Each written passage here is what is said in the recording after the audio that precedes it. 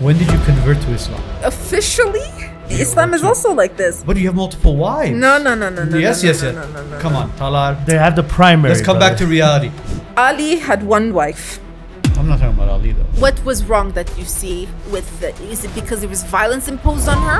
A poor girl, a 22-year-old girl's life was taken because her hijab slipped. That was always conditioned inside of me that, I'm Armenian first. No matter what I go through in society or culture, whether it's Armenian poetry, our songs, everything. Except religion. Would you be okay with being maybe a second or third wife? I don't think Westerners are becoming Muslim. A lot of them are. There are a lot of them are converting to Christianity as well. That's fine. Of course it's fine. That's why I was asking you about Iran. Wouldn't you feel more comfortable living in a country that is under Sharia law than in a country that's the first Christian country? No, honestly, we don't God, attack I can anybody. tell you guys have good hearts, good intentions. It's That's the most important thing. Look, it's all and open it goes dialogue. back to Islam. Not Islam, God- it's humanity. It's humanity. Yeah, but- and you never know. Maybe as time goes on, Talar shows up all of a sudden. Hey Talar, what happened to your hijab? Oh, I left it at home. Oh, interesting. It's not coming off. Go ahead and have a seat. Maybe you could pick up the New Testament and dabble with it, just like I do. Just like I do we've been read. dabbling with it. I read the Testament. The New Testament. I never said I'm against Christianity. Absolutely not. Maybe allow that to sink in a little bit deeper. Welcome back, everybody. As you can see, we're still in Armenia. We're still in Armenia. Ed's here with me as well, and we have one more show for you guys. This is going to be a very unique show. I think it's something where I don't think it's ever been done before. No, we haven't done anything like this before. Well, we haven't. Well, we have, but we haven't. We've done it with a male figure.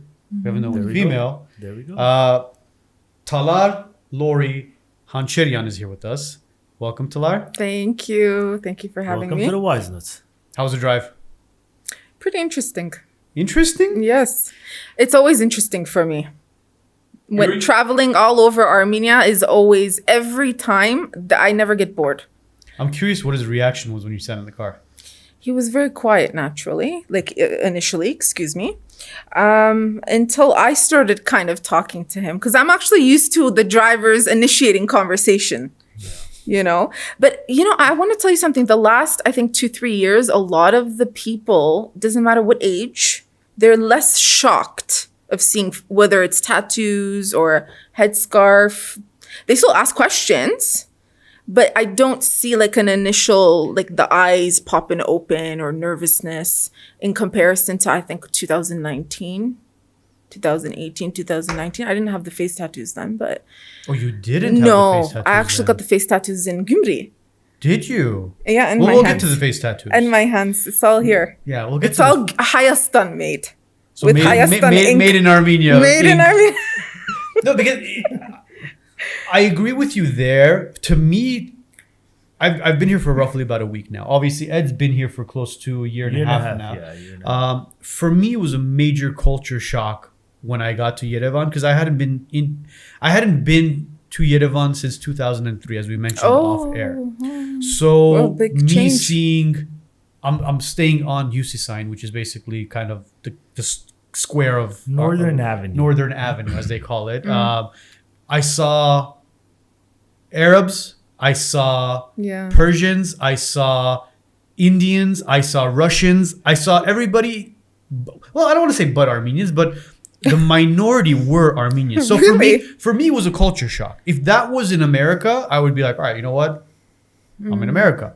But seeing it in Armenia was very interesting to see so much diversity. It didn't feel like Armenia. It didn't, that authenticity of Armenia in 2003 that I saw with a lot of those old Russian beat up cars and all. I'm seeing like G-Wagons everywhere and cars, electric cars from China. And I'm like, Yeah, we have it. You just got to leave center of town. And then once you go to the outskirts of Yerevan and any city outside of Yerevan, it's primarily Armenians. Yeah. Primarily. I mean, the workforce, even in Abovyan, I live in Abovyan, and the workforce is mainly people from India and older generation of Armenians that work in the construction industry. But overall, it's majority Armenians in Abovyan, and I'm sure you could say the same about Gumri. Oh, yeah, absolutely. I mean, you'll see the odd Filipino and Indians are in Gumri as well. Because for the last several years, they've been opening up an Indian like incense and gift shop over there. So, I mean, it's good at the same time, too, because it's good to have the locals understand and interact with different walks of life and different people to adjust, other than just watching it on film or television, right? Whatever is taboo is always going to be a shock. Like when I say taboo, meaning something that you're just not used to in your area or your country, it's taboo. It becomes a taboo. Because you don't know what it is. You have your own perspectives of it. People gossip. People say their own versions of something. Like, for example, if you don't know me and I'm walking, I don't know, somewhere in a village outside of Vanatsor, like Pambak, for example, you know, there's going to be people looking like, what is this? You know, and then maybe somebody's going to make up a story and then the other person's going to be like, you know. The taboo you're speaking about, taboo is a very, I would say is a very harsh word, because taboo is basically frowned upon completely. Whereas. But it still is frowned upon some people. So we have to be a little realistic, right? Come on, we have to be realistic. Is woman with a face tattoos really an Armenian accepted thing? No. No, it's not. And so it still is taboo. Well, they would look at you and say, is she Armenian? Yeah, and then I start speaking Armenian, so they're like, oh, okay. Yeah, that would be a culture shock at that point. They would be like, holy crap, what the heck is going on? But going back to you, as far as Gumri, where are you from originally, and why did you pick Gumri as a place to stay? I'm from Gumri, actually. So I was about 2 years old when we left, because I'm born 1987, almost 2 years old. The earthquake happened, 1988, December. So you and I were born practically at the same time in Gumri together. I was born in 86 in Gumri. I wasn't born in So you were 2 years old, basically. I left prior to the earthquake. I left in 88, right before the earthquake, June of 88. So my father was the one, he loved Gumri. He loved the whole, everything, the history. He was sick. My father, since I was a little girl, he was always sick. Shot a sky on martyr, like everything he would, very traditional man.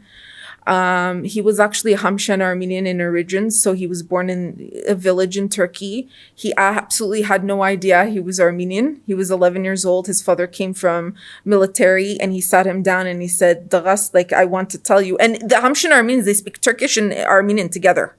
Yeah, it's a different dialect. It's together, and they just think that's they would say we are the people of this land.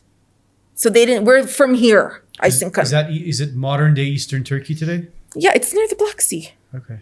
Trabzon, Artvin, Riz. It's actually so that area has very a close. lot of Armenians, and the older generation that lives there speaks Armenian.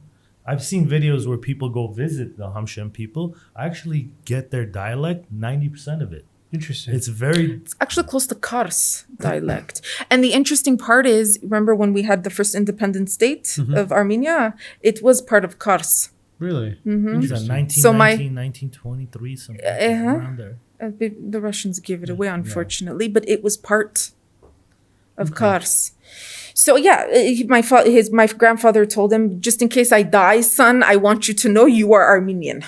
This is literally, he put it out like that. And how I know this is because since I was a little girl, my father would sit me down and tell me his life experiences in the village, him trying to find his roots. He was about 12 or to 14. I can't remember exactly. He went to Istanbul and he found there's communities there, Armenian communities.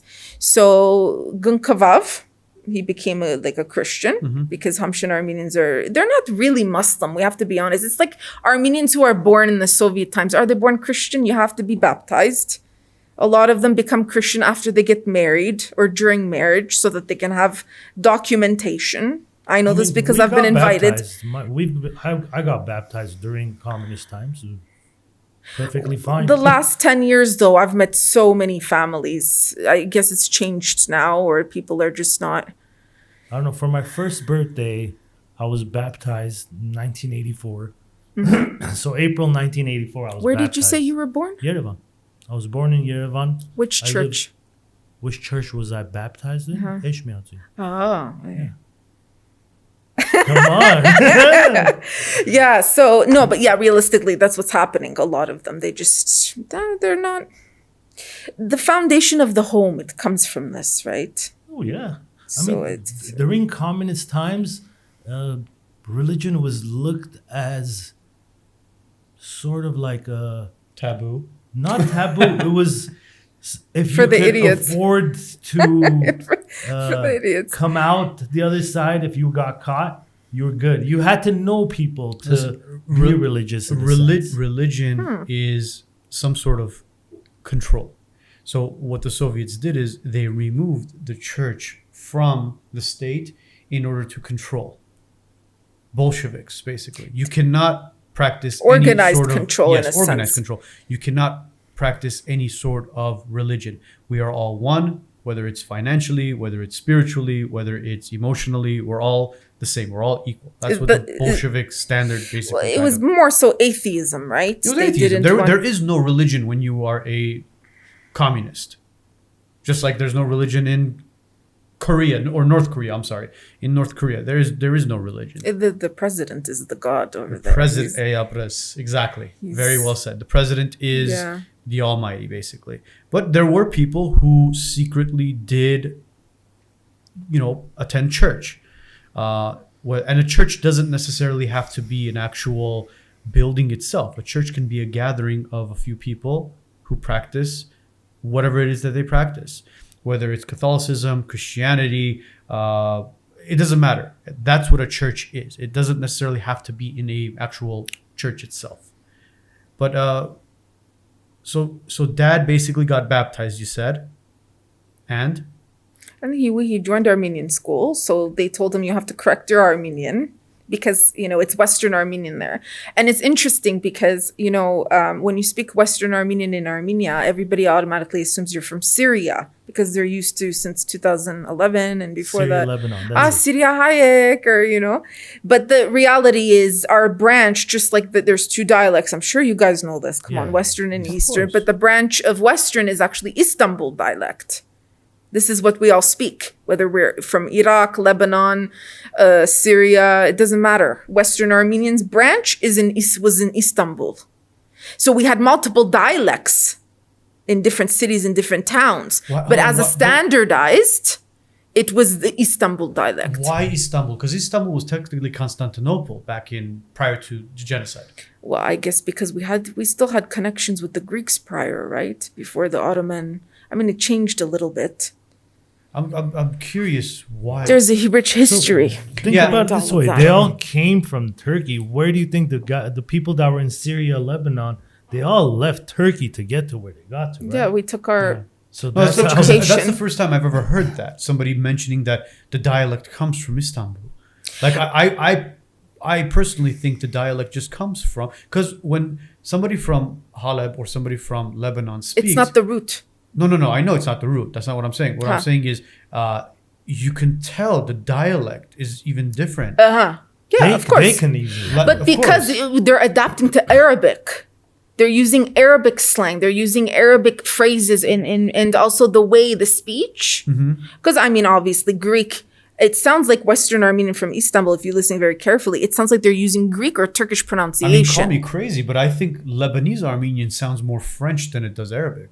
Because they were a colony Well, of but France. exactly. Yeah. So that's why, like, a lot of people will be like, "What are you talking about? French?" I'm like, "No, I'm like, you hear a little bit of French in there. There's a very small, slight Well, hint of in Marash, there was the French actually was getting Armenians to become Catholic, a lot of them, right? So there's a huge influence of this. It's very old history. Yeah. There's a lot of mixes and such too. But those books, like the educational stuff, they transferred it to Halep. Aleppo in Syria. So that's also why a lot of people think the education came directly from Syria. Interesting. Okay.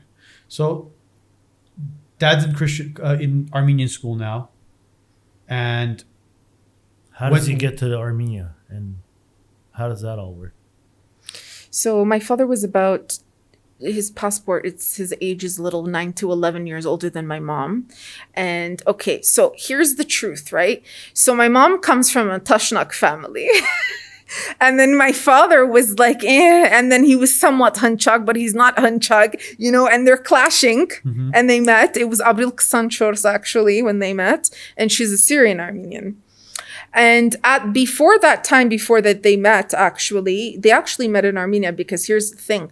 My mom's aunt and her family during the Soviet times, they moved to Girovagan, Vanatsor, and they stayed there because they had a textile work and everything. So they're all there still. Some of the kids, they moved to Los Angeles. So that's it. And my father, like I said, he had hopes and dreams. He was a visionary. He had a passion to be Armenian. I can't say that today's Armenians, you can find that in Turkish Armenians anymore. Half of his friends from Istanbul that he went to school with, they moved to Canada. My father, we moved to Canada after, earthquake and everything. And obviously the healthcare is better there for him because he had heart problems. He went through a lot. When they got together, they were always speaking Turkish, Okay. And my father never allowed us to speak Turkish or even English at home. He was a proud Armenian. Very. You said your mom was Syrian. Syrian or Assyrian? Syrian. Suriyahai. Okay, Syrian Armenian. Okay. So you guys moved to Canada. Where in Canada did you guys Fedayin. Yeah. So that's how they went to Syria like that. Interesting. And then rebelling through it. They had no choice but to... Where in Canada did you guys stay? Toronto. Okay. How was the adjustment to the weather? I don't know. I was a little child. How long did you guys live in Canada for? A long time. What's a long time? We're talking decades, right? Wait. My dad died when I was... he was going to die when I was 15. Last minute, I don't know how, he was saved and then he died after. How old am I? I'm almost 40. It's a few decades. Couple decades. Yeah. Siblings? A brother and a sister. Are they here or are they in Canada? No, they're in Canada. You moved out to They have their Armenia own life. by yourself? Yes. So, Wow. so That's when a hard move. Yeah, my brother's wife is a Yerevansi, but there's one to be, I'm proud Armenian, and then there's one to actually do what you can. It looks are deceiving. People, they may not know me and they may think, okay, what's going on in there? She's spy. I'm going to tell you, I don't know if you want me to talk about it now or after, but there have been Azeris, Turks, they contact me, very respectful. Right? But a lot of them, I can tell, they think I'm a spy for Armenians. And then the Armenians think I'm a spy for the Turks. And I just come out and I tell everybody, listen, I spy for I only everybody speak English and Western Armenian. Who am I freaking spying for, realistically? The French. the French Canadian. Honestly, serious. You know what I'm saying? What was that, Talar? I felt like you're like, oh, he got it. Yeah. Have you been involved in a car accident? Don't face the aftermath alone. Arman Grigorian is your personal injury attorney who specializes in car accidents. He'll fight for compensation that you deserve. Call Arman Grigorian now at 818-404-0333. That's 818-404-0333. Technology should move your business forward, not hold it back. At Titan Elite IT Services and Consulting, we make sure it does. Our clients don't wait days for help. They get real-time answers, fast resolutions, and dedicated support, both on-site and remote. From Los Angeles to Orange and Ventura counties, our coverage is local, statewide, and nationwide. When you need us, we're already on the way. We're not just an MSP. We build with you, from cloud migration to security to every endpoint in your network. At Titan Elite, we don't just solve problems. We prevent them from happening. We become a part of your team and we grow with you. Titan Elite IT Services and Consulting. Strategic, scalable, trusted, and always on. When did you convert to Islam? Okay, officially, I want to say officially maybe two and a half, almost 3 years ago. So then when did you start dabbling your feet in it? Over 20 years ago. My mom has read the entire Quran since she was a little girl in Haleb. She used to tell me I'm living in the country and you should know, right? And even in Iran, they teach the first surah, the first chapter, even in the Armenian schools, so that the kids, the people know what is this. And it's a protection. The Al-Fatiha is the first surah. It's called the opening in the Quran. Mm-hmm. So it's a short prayer, but you recite it. And majority of Armenians, even now, the majority of them moved to America anyways, the old generation, but they're still teaching it in the Armenian schools, what's left of them there. What did your siblings think of you deciding to convert? And Honestly, I haven't spoken to them. We don't speak. at all? No, Are they older than you or younger than you? much older. They have kids, they have a family, they have everything. I'm the only single. I'm the only one in Armenia. So you're the black sheep. Always, since I was born, the black sheep. So the one there's with a immense big- survival Is skills. there a big age gap between you and your 5 and 9 years. Well, 5 isn't that. 5 big. isn't Not that 9. I mean, you're But mentally, we're very different. well. You're different generations. They're Gen X. You're a millennial. No, I think, What does if that you have to if you imprison me, I still I will recover. My brother and sister, they can't. They're not the type. They don't have the survival. They're westernized completely, and they're at an age where they've only seen mainly Western ideals. Yeah, but you have to have an ability to adapt mentally, Yeah, of emotionally, course. physically. Just moving here, I mean, you and I we've experienced Yeah, it. It's not easy moving here. I mean, you're not. It's like you left. You're an immigrant, but you're not an You're immigrant. not an immigrant. You're really not an immigrant. You belong here, but at the same time, the people that are accepting you here are looking at you as the immigrant in a sense.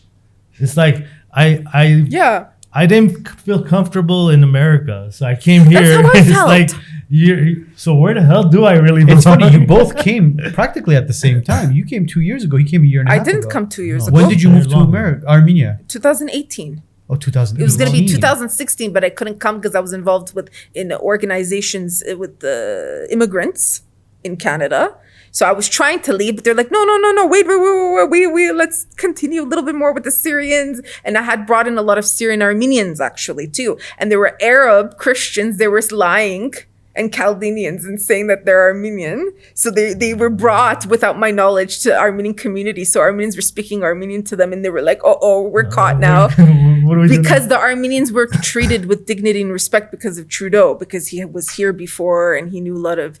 He's always said that Armenians built Canada in the 60s and 70s, the Syrian Armenians, excuse me. So, yeah. You came in 2018 around the same time the whole Velvet Revolution happened. Just right or- after, because I went to Montreal.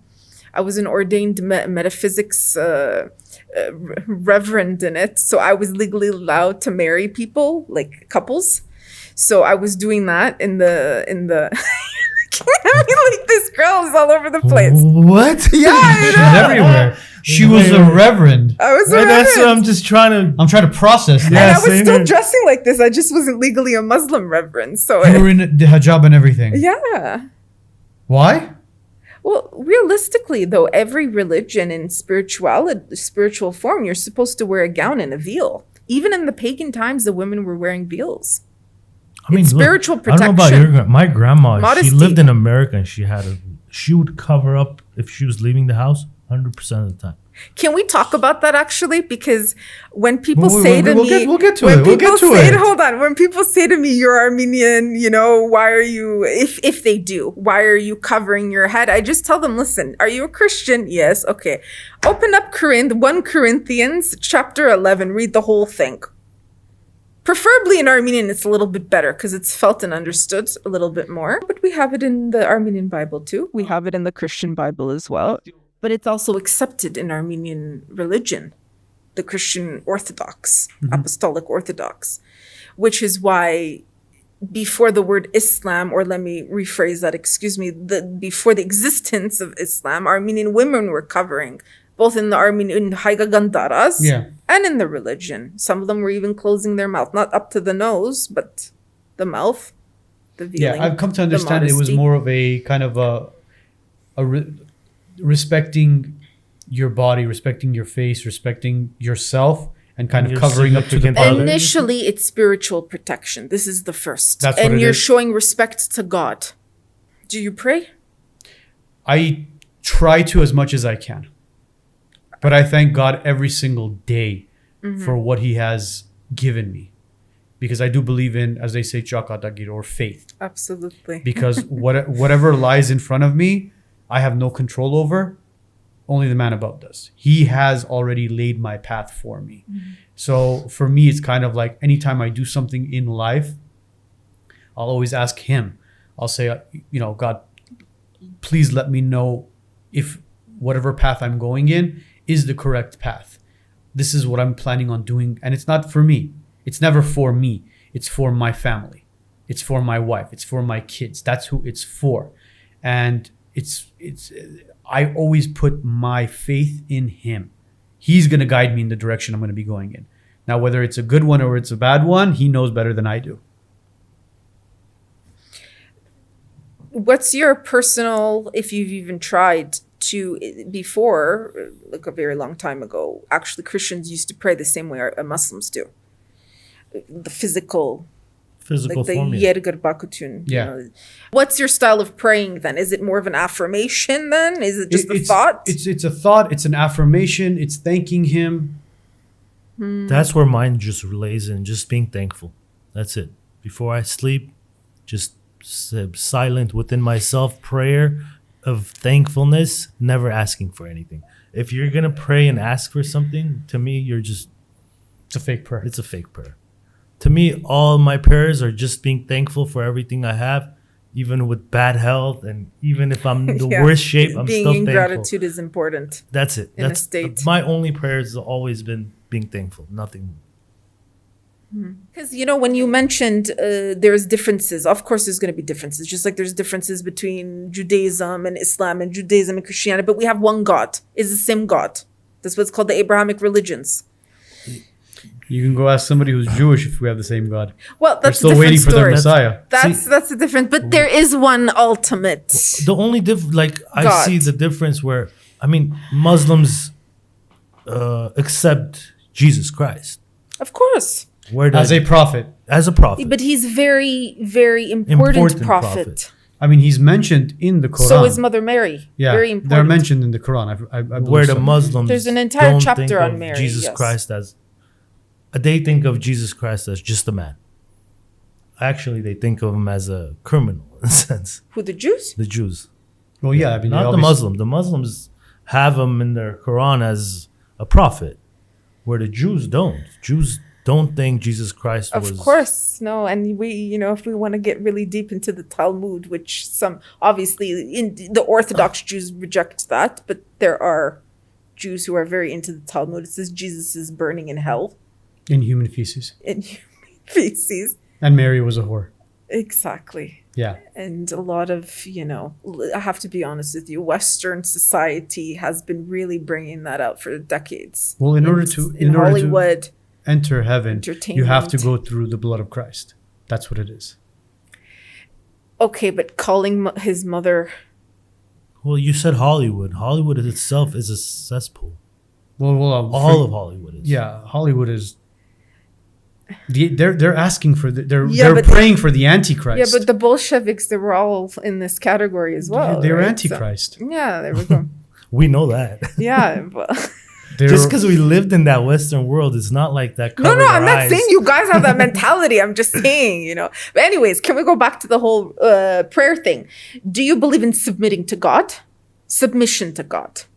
Because in order to be, for example, a Muslim, forget about all the intricate details that you have to do this, you have to do this, you have to do this, you have to pray like this, you have to pray like this, you have to pray like this. You don't think it's too many rules? The main point of Islam is Islam and Muslim means submission to God. It means submission to Allah. Allah in Arabic, it means God. Even the Christian Arabs say Allahu Akbar. God is great. God is great. The pagan Arabs, before Islam and Christianity existed, said Allahu Akbar, because this is their language. Everything else is very complicated, and it's more different sects adding more things to it. You have to do this. There's 5 pillars of Islam, okay, which there's mandatory things that you do every year, or, you have to pray 5 times a day, or this and that, pay taxes, you give zakat, where you're helping out, you give a certain percentage of your income, you help the poor. That's in the Bible as well. This is what I'm saying. The main points, we have to look at the main points. There is the prophet Abraham. Abraham. Okay, Musa, which is Moses. It's the same. It's continuing. So this is what's called the Abrahamic religions. And every single time, why did the prophets continue? Why did they continue and end in Islam? It's Muhammad. In Christianity, it's not the last prophet. But why did they keep coming? Why aren't we just stopping with Moses or Abraham? Because every time God came with laws, and when we say laws, not to be corrupt, the 10 Commandments, right? Mm-hmm. So one God, it says in there, it says in the 10 Commandments, no idol worshiping, one God. Don't steal, don't commit adultery, don't be bad to your neighbors, treat your honor and respect the elders. But remember, the covenant was broken by the Jews. Well, that's what I'm saying. So another prophet came. So every single time they kept going back to what were they doing? But Jesus Christ came and the Jews killed him.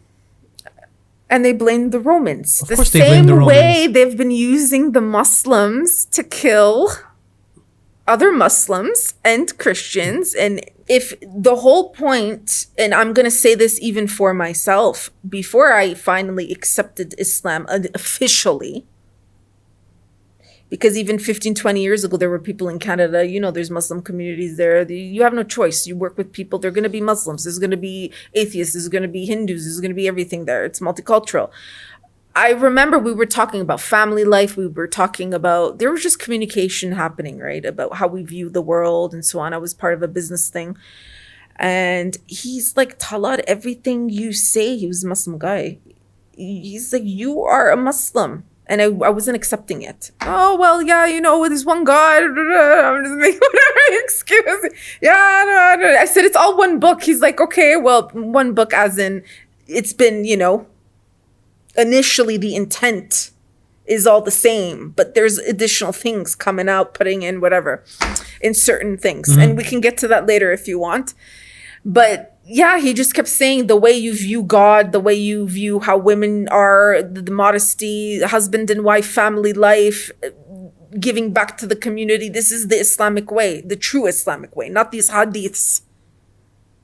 Some random scholar after 200 years after that the Prophet died, which the Prophet and his family, Imam Ali, his cousin Ali, the Prophet, you're talking about the Prophet Muhammad. Yes, he elected him as the initial first caliph, not Abu Bakr. In case you guys don't know, you're going to find out. The Abu Bakr, he was money oriented. He wanted power. He wanted to be like a huge nation of this idea. Well, so did Muhammad. He was more spiritual though.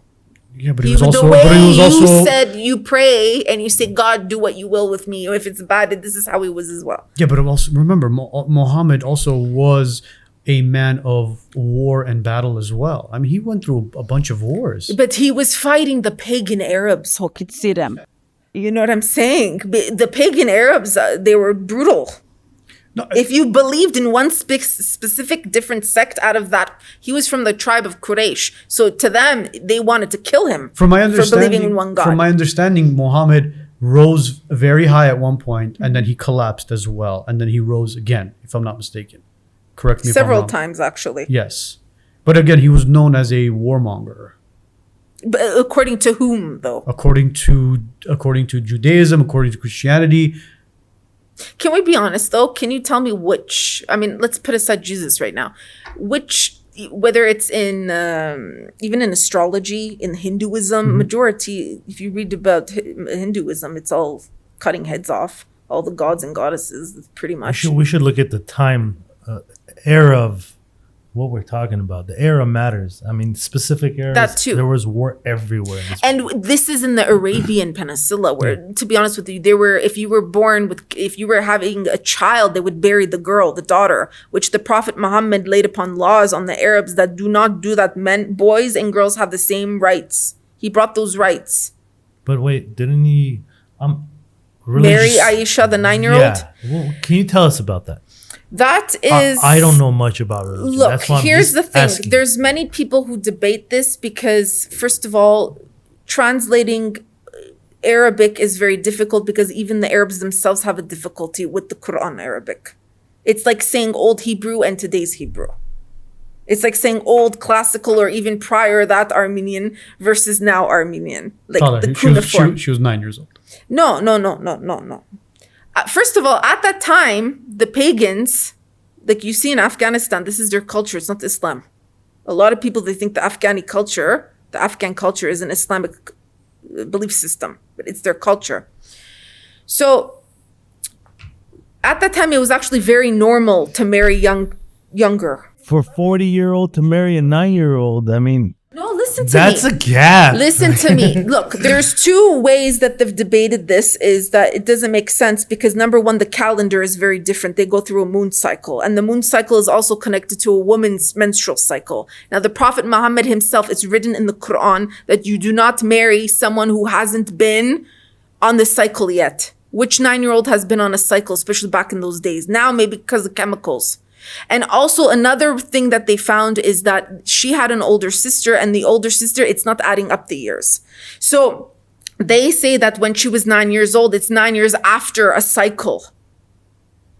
This is what's written. So she was basically So according to 22, 21. 18, 19.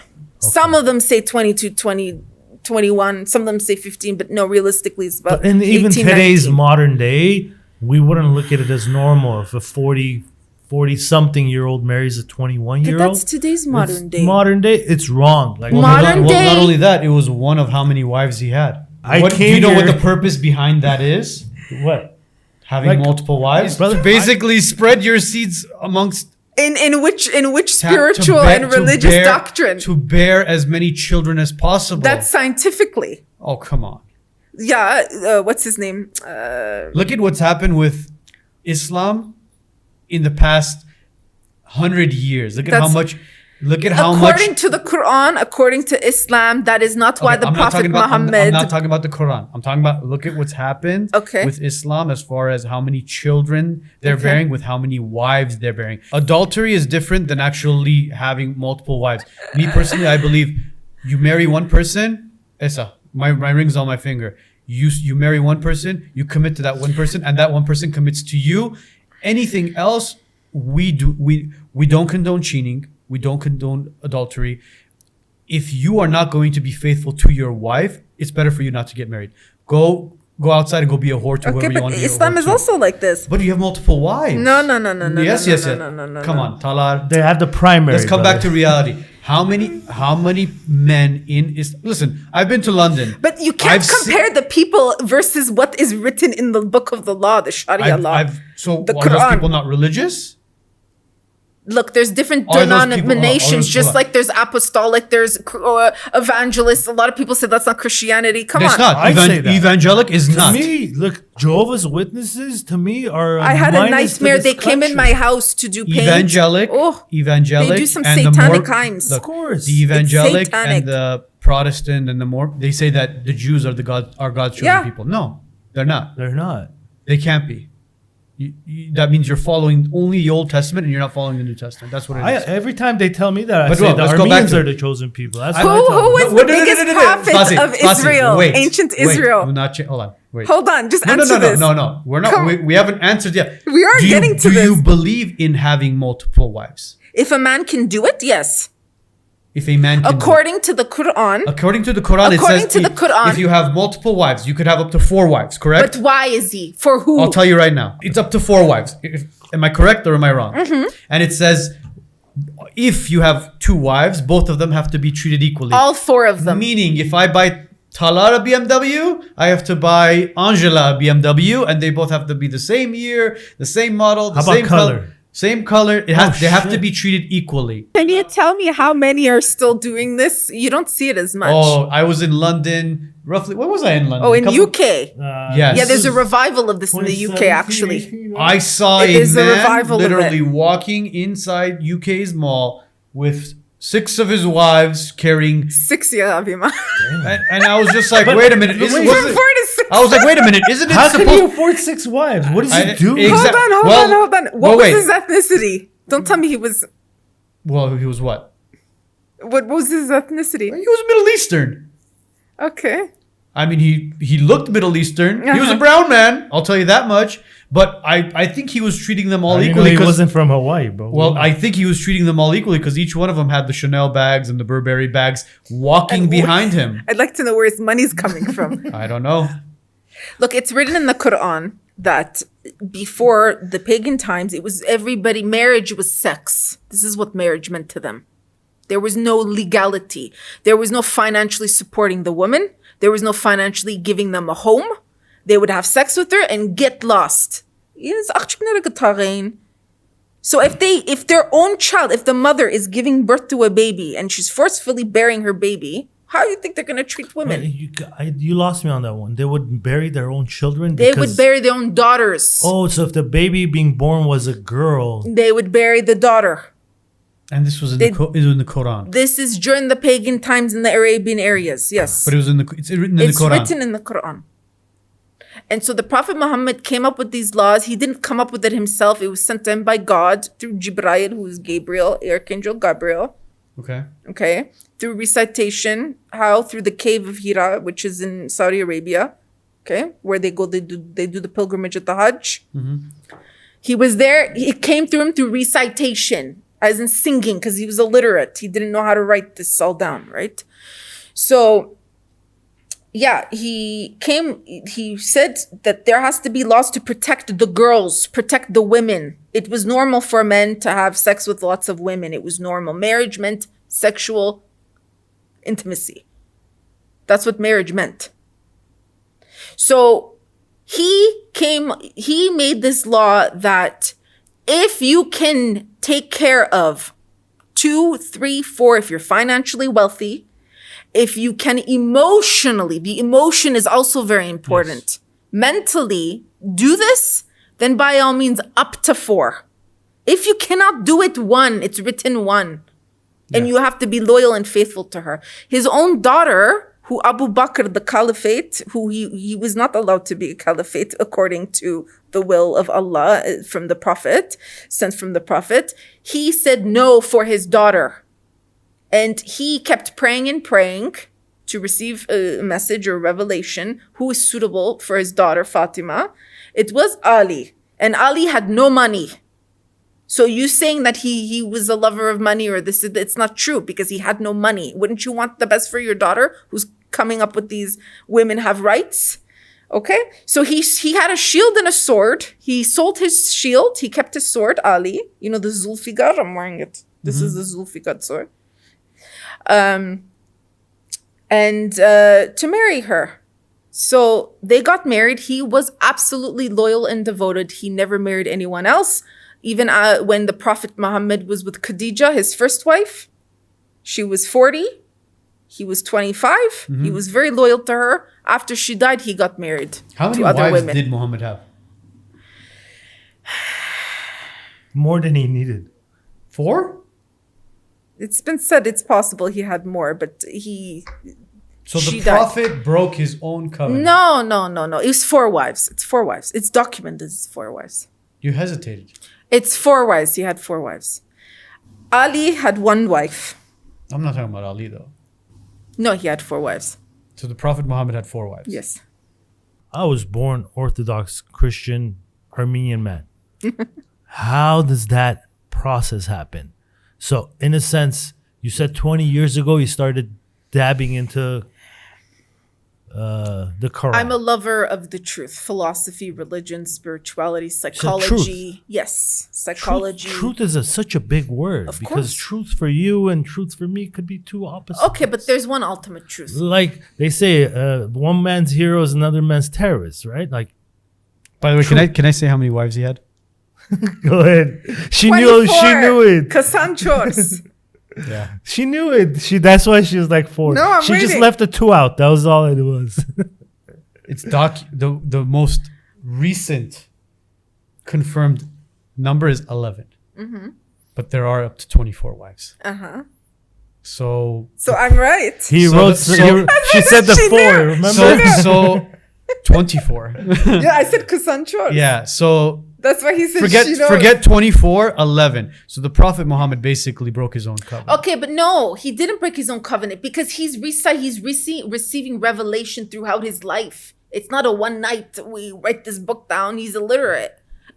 You know what I'm saying? He's illiterate. So we're gonna follow an illiterate man with 11 wives. It's not so much. Look. It's not so much of following a man. We don't follow the Prophet Muhammad. We are submitting to God.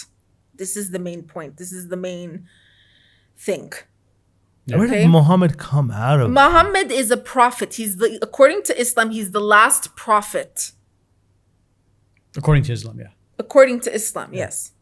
So him being the last prophet he's pretty much experiencing everything from the beginning of time through, can we be honest with you? In Christianity, do you think it's a clean religion also? There was swords, there was killings. God Not is as coming much. with a sword. Yeah, I'm gonna come at you. Not as much. God is coming with a sword. Yeah. I mean, look, like I said, there was eras in this world where we can't compare to today. A lot of people that always say, "Oh, there's wars everywhere in the world." You haven't seen war. There was times in this world where there was killings at a different level where we don't have that today. Well, everything is with a bomb now. Back then, it was cutting The heads, swords, heads yeah. off. You don't have But a choice. They're used to My question: farming and everything. You had to hunt for has animals. anyone looked into the family of Muhammad, how he was born, where he was born, who gave him? What do you guys call it? Like, who's giving him? become a prophet? Who's feeding him this information? He did miracles. Did that Christianity people believed. have is there a Christian base to his prophecies? Well, that's what I'm saying. That's why there is a saying that Islam is the last Abrahamic religion, because yes, for him to be considered a prophet, it means he's accepting all the previous prophets and their teachings and their guidance. He's accepted it and he's bringing it back, because especially in that region, there wasn't much. There were some Christians, there were Jews, but it wasn't the main religion. They were still going back to, like, the Hajj itself. There was naked women going around in circles. You know the Hajj, right? Where the black cube is. Muslims go to pray. No. It's called the Hajj. Saudi. The black cube. Oh, yeah. In Saudi Arabia. Saudi Arabia. Yeah, I know what you're talking about. Okay, so at that time, there were multiple gods in that they had the cube. They still had that cube. Remember Allah, they're the word for God. And they believed that there was different goddesses and gods, and they had different statues there. Like during the Romans and the Greeks, basically. The god of sun, god of the Yes. underworld, and That's what I'm saying. They were all pagan pretty much, Yeah. right? Every tribe had their own different gods. And at that time, there was the three goddesses, the main three Arab goddesses. which were From what I remember, Alat, Manat, and why am I not remembering the last one? Alutsa. okay. These were the three main. There's a chapter on them as well. So the chapter is him going to the Kaaba and him, trying to make peace with these people. But then it ends up with a fight, obviously, because they literally said, "We're going to kill you," and they killed some of his tribal men, the Muhammad's tribal men, because he came there with peace, not wanting to get into fights. So a lot of the fighting that he got into, it was pushed onto him. It wasn't that he was looking to kill people.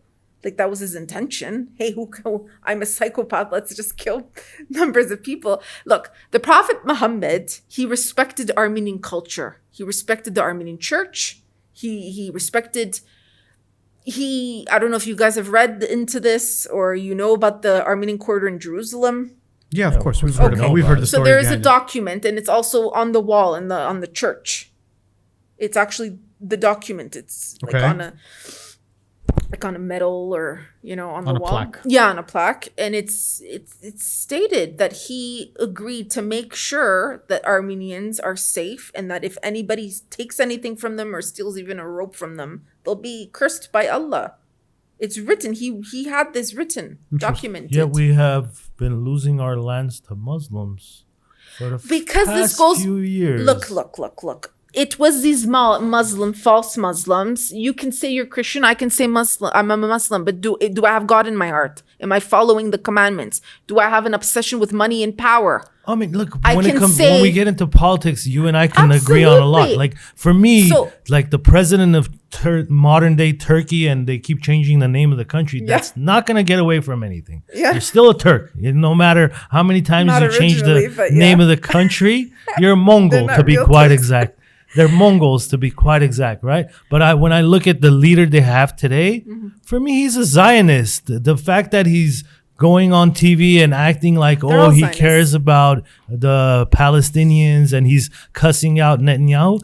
I personally am not falling for it because I know you are.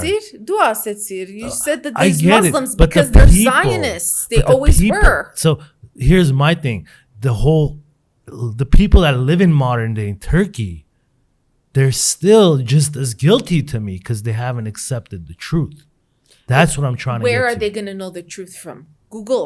Well, no. They're not going to get it from Google or their education system, Of course. obviously. Really has nothing to do with Islam.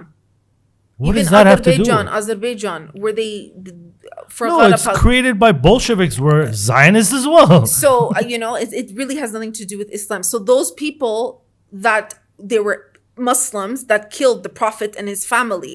He was poisoned. His daughter was killed.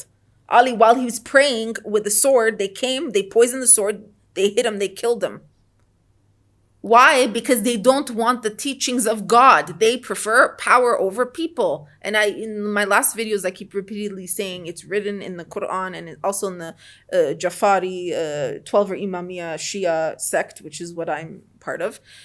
It's written that the imams themselves, which is the descendants of the Prophet Muhammad, there's 12 imams. This is his children and their descendants. They all died horrible, horrendous death. By who? By so-called Muslims. So they killed their own. Absolutely. That's why I'm saying a lot of people, they don't understand this. So you're saying and Muslim the has Zionists been- are terrified of Christians because today's Christians are no longer Christians. We have to be honest about that. There's a few of us left. It's not the powerful as it used to be. You know what I'm there's saying? a very great awakening taking place. Oh, I gotta hopefully. be honest with you, But, Christianity is under their more attack today fear- than even Muslim. The prophecy is Imam Mahdi, okay, which is the last Imam, is coming back and he's coming with Jesus. This is the prophecy. So what better way as Zionists to kill off the Christians first and blame the Muslims or give them money? Look, if you have no money, you've never seen anything in your life, you can't get women, whatever it is, and you offer them a house, money, you're gonna kill. You're gonna kill in the name of Islam. You're not doing it for Islam. You're doing it because you want to survive and the government's giving you money. If you have mental problems, which a lot of places didn't even know what mental problems was back in the day. Even today. Psychology is a pretty modern thing, Yeah. Like if you- especially seeking help. with They thought psychology. you just had spiritual demons inside of you. That's what they believed. It was frowned upon to seek psychiatric help. If you sat down with a psychologist, a psychiatrist, a shrink, whatever you want to call it, they would be like, all right, this guy's crazy. Yeah. So you didn't want to sit down and vent to somebody because it was, again, we're going back to the word, it was taboo. Yeah. It was like, oh my God, I don't want to be labeled as crazy, but there's nothing wrong with sitting down and venting to somebody. You don't have to necessarily vent to a family This could be member. like a psychology session right now if Of you, course if it you want to can. look at it. Right? That's You know what what a I'm saying? podcast in reality Yeah. is. It's just Right? a conversation. yeah, it's dialogue. It's having conversation. I've never been to a psychologist in my life, but from everything I've heard, I'm a it's like two psychologist. people sitting in a room. Like I always say it. I'm sorry, I have a lot of psychologists, friends, and family. Like I always say it. Like You guys I are would crazy? never. You all need a psychologist. Yeah. I 'Cause say it if all you the time. Think about it. If I listen to someone's problems 8 hours a day, I'm gonna go crazy myself. Yep. I barely solve my own issues in my 100%. families. How am I gonna help someone 8 hours a day just hearing problems? Well, it's I'll about go crazy. It's Jesus about also. helping. It's about helping them process it as well. That's what it is.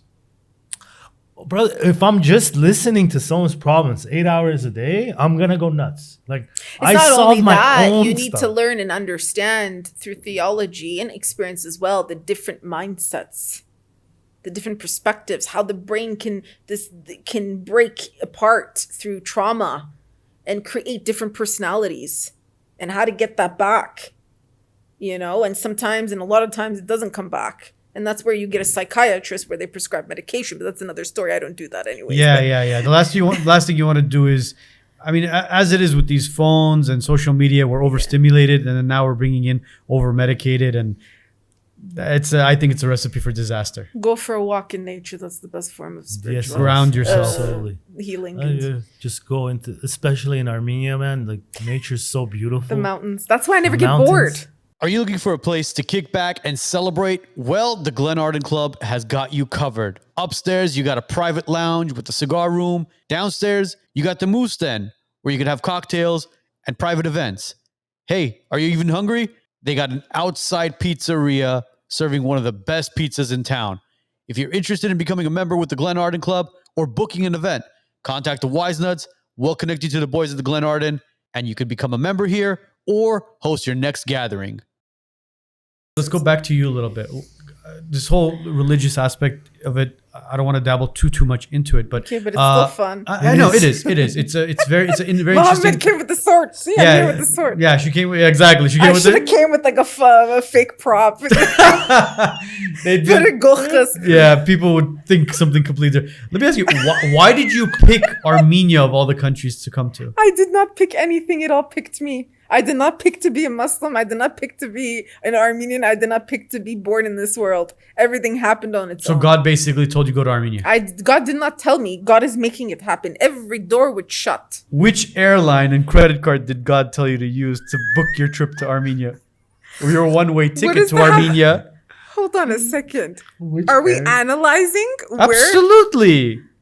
I want to You know honestly how think after all of this, I'm going to even remember at this point? it was. Well, it wasn't that long ago. Since I was 27 years old, I've had memory loss. I'm not kidding you. Memory It's a loss. good Yeah. thing this happened prior. You were 27.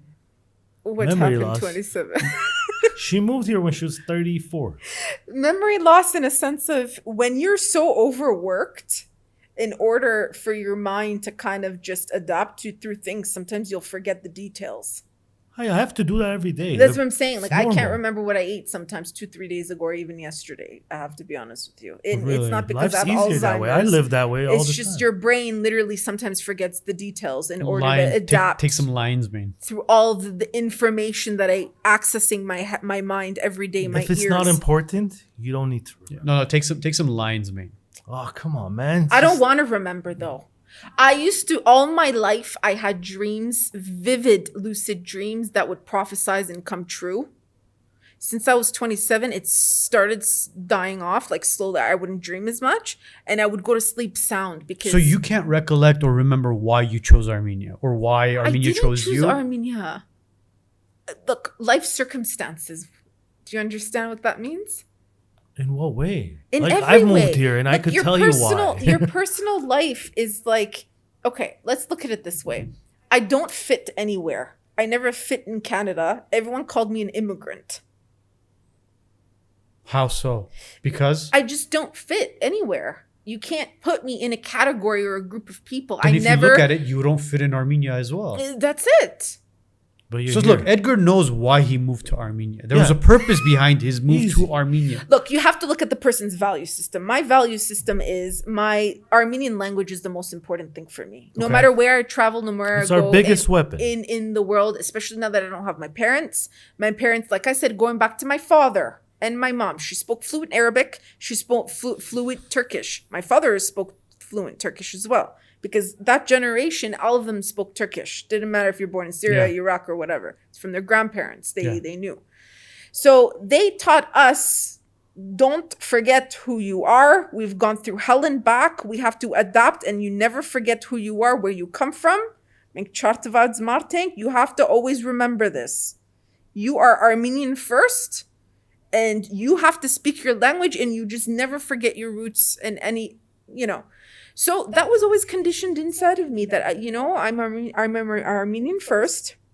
No matter what I go through in society or culture, there was always that cultural. And when I say cultural, I'm talking about the whole thing, whether it's Armenian poetry, our songs, everything. Except religion. The religion, I studied it too. There was a point in my life I was a devout Christian. When I was like 17, when I was a little girl, there was points in my life I was very devout. It didn't make sense to me, the religion, but I loved the teachings of Jesus. Don't get me wrong. But I found that the closer I got to Jesus, the more there was questions. More wise than anything. And none of the priests could answer it. Like, I just had a lot of questions that nobody could answer to me. And as I got older, I just realized that it doesn't matter. It's more so of what you feel in your heart and your connection to God. Mm-hmm. You know what I'm saying? So going back to the values is no matter where I went in life, whether it's one city or a town or a group of cultural this or Black people and Africans. And I always got involved in their cultural stuff. I was always, because we were genocidal survivors, I was always attracted to other people with like rich histories, you know? So I got involved in their lives and helped in their communities and so on. But I never forgot that I'm Armenian. So it was never for me about, you know, it was just the language and the culture for me. So after I lost my parents, you know, I traveled other places and I'm like, I need to speak Armenian. What places?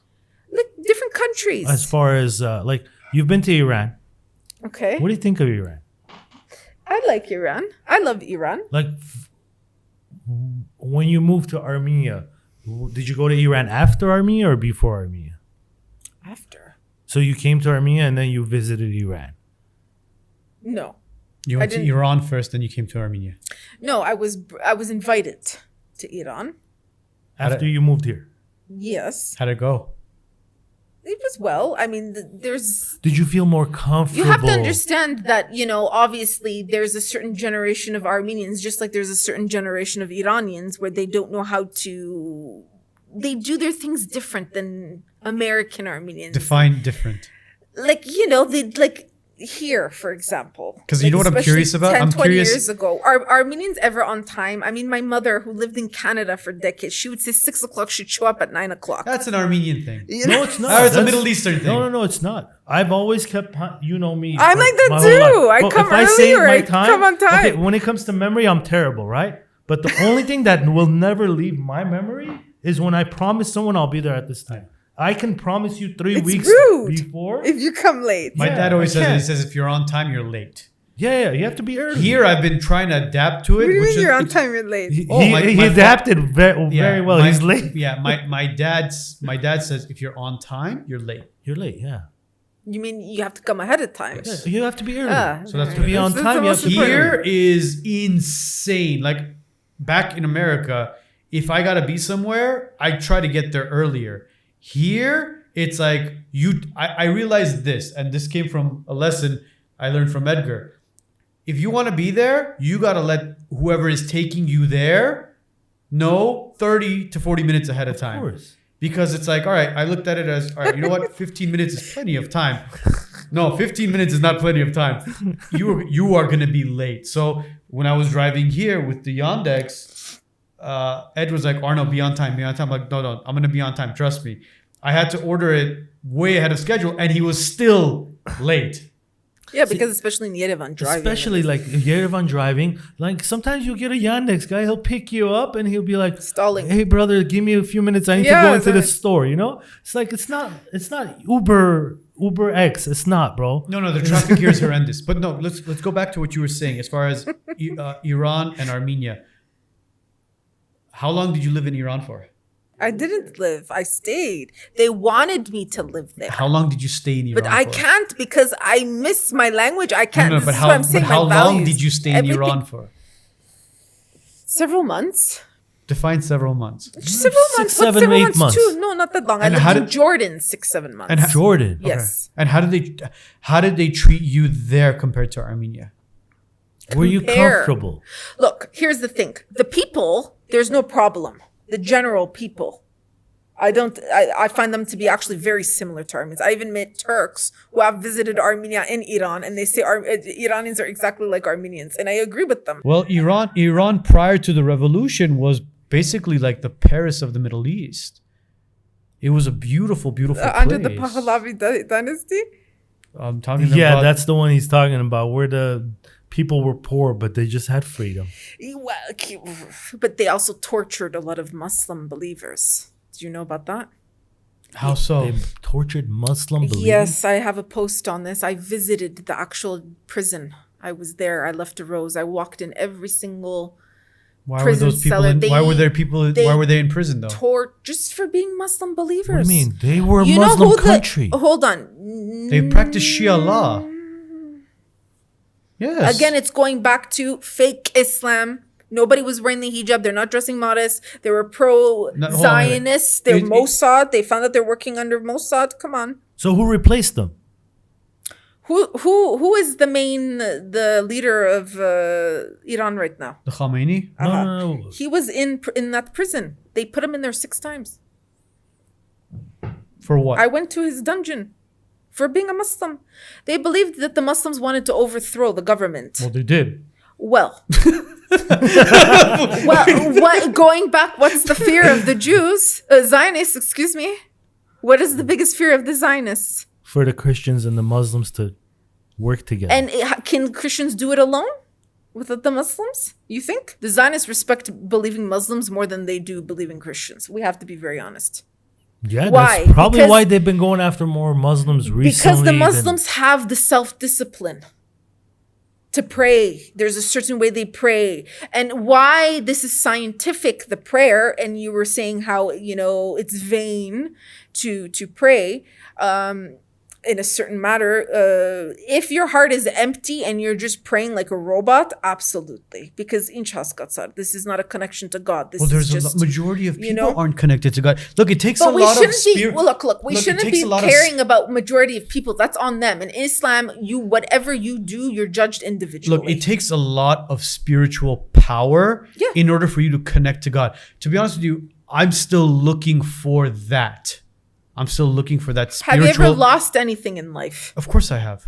Okay. That's a great moment to get it off your system while you're praying. So I'm still waiting for, I want to call it that aha moment where I connect to him. It will happen. I know it will. It's inevitable.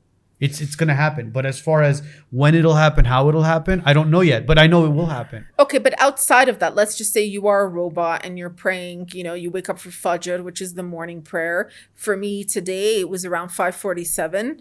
So it gives me immense mental release of mental stressors. The physical way of praying, I can feel my energy shifting, like worries shifting out of my system. Me, I'm a sensitive person. I could feel a lot of spiritual releases, and just by being in a room, if it's too crowded or if there's low dense energy, it comes with me home and I'm wiped out. I'm in my bed for 2 days. That's how sensitive I am to energy, for example.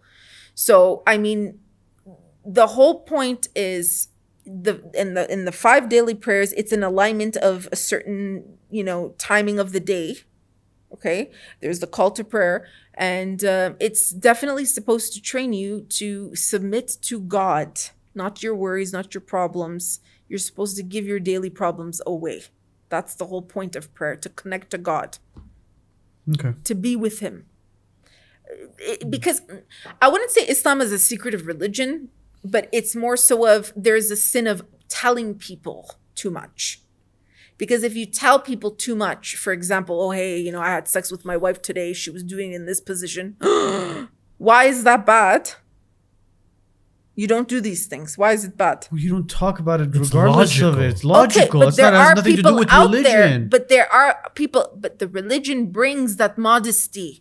But that's regardless you have to be honest with you, there's retarded people out there. They can't make sense of these things. Well, of course there are. You look at what's going on. Register in their head. Again, this comes from overstimulation and over medication of people. That's what it comes from. But it's always existed. It's always existed, but it's gotten worse recently because of this shit. That's why. Okay, but why is it that a lot of Westerners are becoming Muslim? Because they're realizing, hold on a second, there's a certain level of modesty here that I shouldn't be saying and doing in public, or maybe the other person's going to turn me into an enemy, steal my wife. I don't think Westerners are becoming Muslim. A lot of them are. There are a lot of them are converting to Christianity as well. Fine.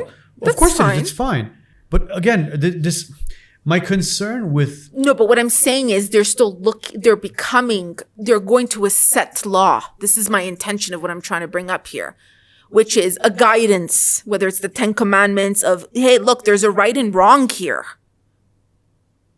Because in Western society, they do say that, there's no such thing as right or wrong. There is such a thing as right and wrong. Of course there's right and wrong. There's a lot of... But right and wrong comes with logic. So it doesn't matter what religion you belong to. Okay, do you think you have logic, identifying as a dog is logic? No, that's mental illness. Okay. But it's taking over the society of America. So is transgenderism. If you forget the dog aspect of it, you look at modern day society. So I couldn't take it anymore, and I went to Armenia. Okay? That's what I was trying to tell you. You're seeing a lot of it here too, though. You know, but here's the thing. Like, when you come here, you see so little of it. When you see it, the people are laughing at it and pointing laughing. Yeah, but there's men, they're giving their numbers. I saw posts like that too. That's crazy. They're giving their actual numbers, and there's people, you see the comments, they're testing to see if it's real. It's real. There's married men, they're giving their numbers out to these transgenders. Yeah. Really? To basically meet So up with them. they're open to it. Listen, transgender is nothing new. All this whole homosexuality, none of this is new. It's satanic. But that's why we need God. Yes, Oh yeah, that's what I'm saying. It's satanic. Yeah. definitely. It's literally. Now, you guys in the beginning were talking about how religion is control, right? Sometimes we need control. This is That's all it. it is. Look, when I became officially a Muslim, I was at a point where, like, extreme depression, and I'm not that girl that allows myself to get to that level, where it was almost as if everything I worked so hard for hit a dead rock bottom, and it felt like it was ripped away from me, and it kind of went to like other people, and I was like, this doesn't make sense. I started losing everybody in my life. I'm talking about everything and everyone. Okay. And it reached the point where everything I had done and studied was no longer serving me. So you're alone here, by the way, right? Everything, every spiritual modality, everything that helped me, every psychological therapy, mindset, mindfulness, wellness, meditation, everything I was a master at hit rock bottom. So I would say that actually hurt you than help you. That's what I'm saying. It works for a minimum time. It works for certain stages in life, which the Prophet Muhammad's story is very similar. I'm not saying I'm a prophet, but I'm just trying to say we have stages of growth in life. Sometimes we have to fight. Sometimes we should shut up because we're more safe. It's like traveling.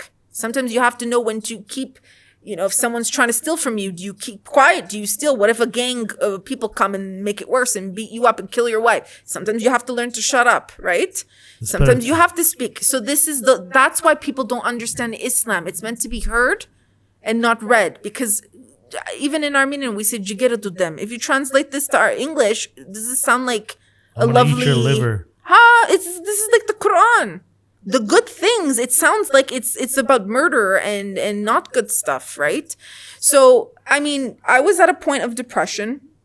I wanted to die. I'm not even kidding. I wanted to die. I literally asked God, if you exist, please kill me now. This is just, I was visioning of just not waking up. I've never been one to hurt myself, so I'm not the suicidal type. Never have been. I've literally helped people get out of that. I was 17 years old. I saved lots of people from committing suicide. I've seen it all at a young age. I used to feed the disabled and put with my own hands. What kind of relationship did you have with your father? Life and death relationship. So Meaning? I think I kind of learned all that from him. But what do you mean Because life he and was death? sick, but he was such a deep person with so much life experience. But what was your relationship like with him? We were close, but it was like, I don't know how to explain it. Very close. Very, very close. Was it like deep, spiritual? But it was a good relationship. Was it very happy? Was it? I can tell you right now, nothing will impact me more in my life than my father's death. That's how deep it was. Good, bad, everything. The entire universe existence was through my connection with my father. What about with your mom? Not as much. No, you didn't have a good relationship with her at all. Having a certain relationship with your parents can mold you into who you are as an individual. Are you trying to get at as why I'm a Muslim? They didn't. No, mold me, right? I'm just kidding. Look, I'm just curious as to what kind of relationship you had with them, or what kind of No, I was relationship very you close. had with your siblings. I was very close to my mother, but my family. But my mom was very controlling. She had a hard time controlling herself, to be honest with you. They were all very spiritual, my family. Any drug abuse or anything like that, No, but they were on medication, obviously, but she did have Medication? addictions. or medication? Oh yeah, it's very. Wait, you Quite said frankly, my mother was suicidal a lot before I was born, especially. Why did you go that route then? As When? far as like A few years wanted back? yeah. Because nothing was working anymore. Everything. Look, I'm somebody that I can't. If there's no meaning, there's no point in living for me. That's how deep of an old soul I am. Like I was always, everything was life and death for me. Like you give your 100% or go home or what is it? Go home, go hard or go home, something like that. Go big or go home. Yeah, I can't feel. I'm gonna go in the middle of this and do. There's no meaning. I'd rather just stay home and get educated and read. Taking your own life No, or taking but somebody else's I life. wouldn't actually do it. Suicide is a very difficult thing to do. Either you have to emotionally, mentally not be there. That's what I was going through. And I was shocked. Why am I going through this? Because I allowed myself. But technically, you were there. It's just you were trying to find yourself. If you weren't emotionally, mentally there, you would not be sitting here with us right now. Okay, but what was happening in my life at that time? I worked so hard helping out lots of Armenian communities at that time. I came here as a single girl. I told them, listen, I don't have a lot of money. Am I going to have backup? Because I don't have backup. Yeah. We're going to take care of you. We're going to give you this job. We're going to do this. We have you. I sent contracts for jobs. So when you came here, you had jobs lined up? Problem. I was basically left to the cold by everybody. After coronavirus, no job, no nothing. You understand? I had people, they were trying to help me apparently. People coming in my, very, very long story. And it just felt like I was betrayed by everybody. And this was happening, like you said, so during the coronavirus During time. the coronavirus. Well, she came here in 2018, she said, right? Coronavirus, the war, just after that. Have you been involved in a car accident? Don't face the aftermath alone. Arman Grigorian is your personal injury attorney who specializes in car accidents. He'll fight for compensation that you deserve. Call Arman Grigorian now at 818-404-0333. That's 818-404-0333. You know, I got to be honest with you. When the coronavirus came in America, we were living in Los Angeles. A lot of people were just staying at home, which causes depression, by the way. Yes. You know? Yeah, exactly. I did not stay home. Everybody got and that's when I actually got more religious. Before that, everybody knew I could have pretty much considered myself atheist at that point. But once coronavirus came in and I understood what was here, I understood that this is fear tactic. And that's when I got more religious. So in a sense, coronavirus helped me in that sense because it just drove me more to understand religion and to understand control is a good thing. Because the Western world before the coronavirus was out of control. Yeah. Sodom and Gomorrah. It was there. You say to yourself, we do need laws. That's when humans start acting like animals, right? You need discipline. We were there. And laws, because you don't want to get. If somebody kills your sister, there has to be a law. You can have laws, but when you don't have discipline, there's so many unlaw-abiding citizens. I mean, look what happened. Look what happened to Charlie Kirk. A lot of people are saying that What happened to Charlie Kirk? He was assassinated. Okay. Now, and then you look at all. He didn't like Muslims, though, did he? No, I saw a few videos. He was a God-fearing man. He was a Christian. He was a God-fearing man. He was a Christian. He was a God-fearing and God-loving man. He was converting into Catholicism. Oh, okay. Can we go back to my depression? But hold on. But we can go back to your depression. But also, you look at the Ukrainian girl who was killed as well. The guy was released. You have laws in place, right? He was a crazy man. Of course. The guy was released from jail 13 times. And he killed that poor girl who was leaving work, going home. Sorry if you get offended for this. We need Sharia law. No. Yes, we do. No, we don't. Okay, if you think we need Sharia, that's where my question was. We need Sharia law, just like we needed Sharia law for, what was her name? Masa Amini, right? We need Sharia law for Masa Amini, right? Who's that? You guys know who she is. I don't know who that is. You know who it is, right? Yeah, I seriously don't. You don't know who Masa Amini? I really Masa Amini don't, was a 22-year-old Kurdish girl living in Iran whose hijab basically just slipped up just a tad bit. Okay, but that's someone's ignorance. Come on. During the That's Pahlavi's Sharia dynasty, law. That's they Sharia ripped law. off the women's hijabs. That is Sharia law. And no. So here's my That thing, is though. not Okay, but No, hold on. Talar, It's not- let me hold say on, this hold on. one. It's not sure. That's why I was asking you about Iran. wait. I was asking you about Iran because that's not Sharia law. What is Sharia law? Okay, Does that not fall into it? what was wrong that you see with is it because there was violence imposed on her? A poor girl, a 22-year-old girl's life was taken because her hijab slipped. There's nothing about killing a woman for a hijab. Then what happened? Not in the Islam. You're not supposed to kill someone for not wearing or if her hair is showing a little. So what happened? There's lots of Muslim countries you see women with a little bit of hair. No, My hair is even then what showing. happened to her?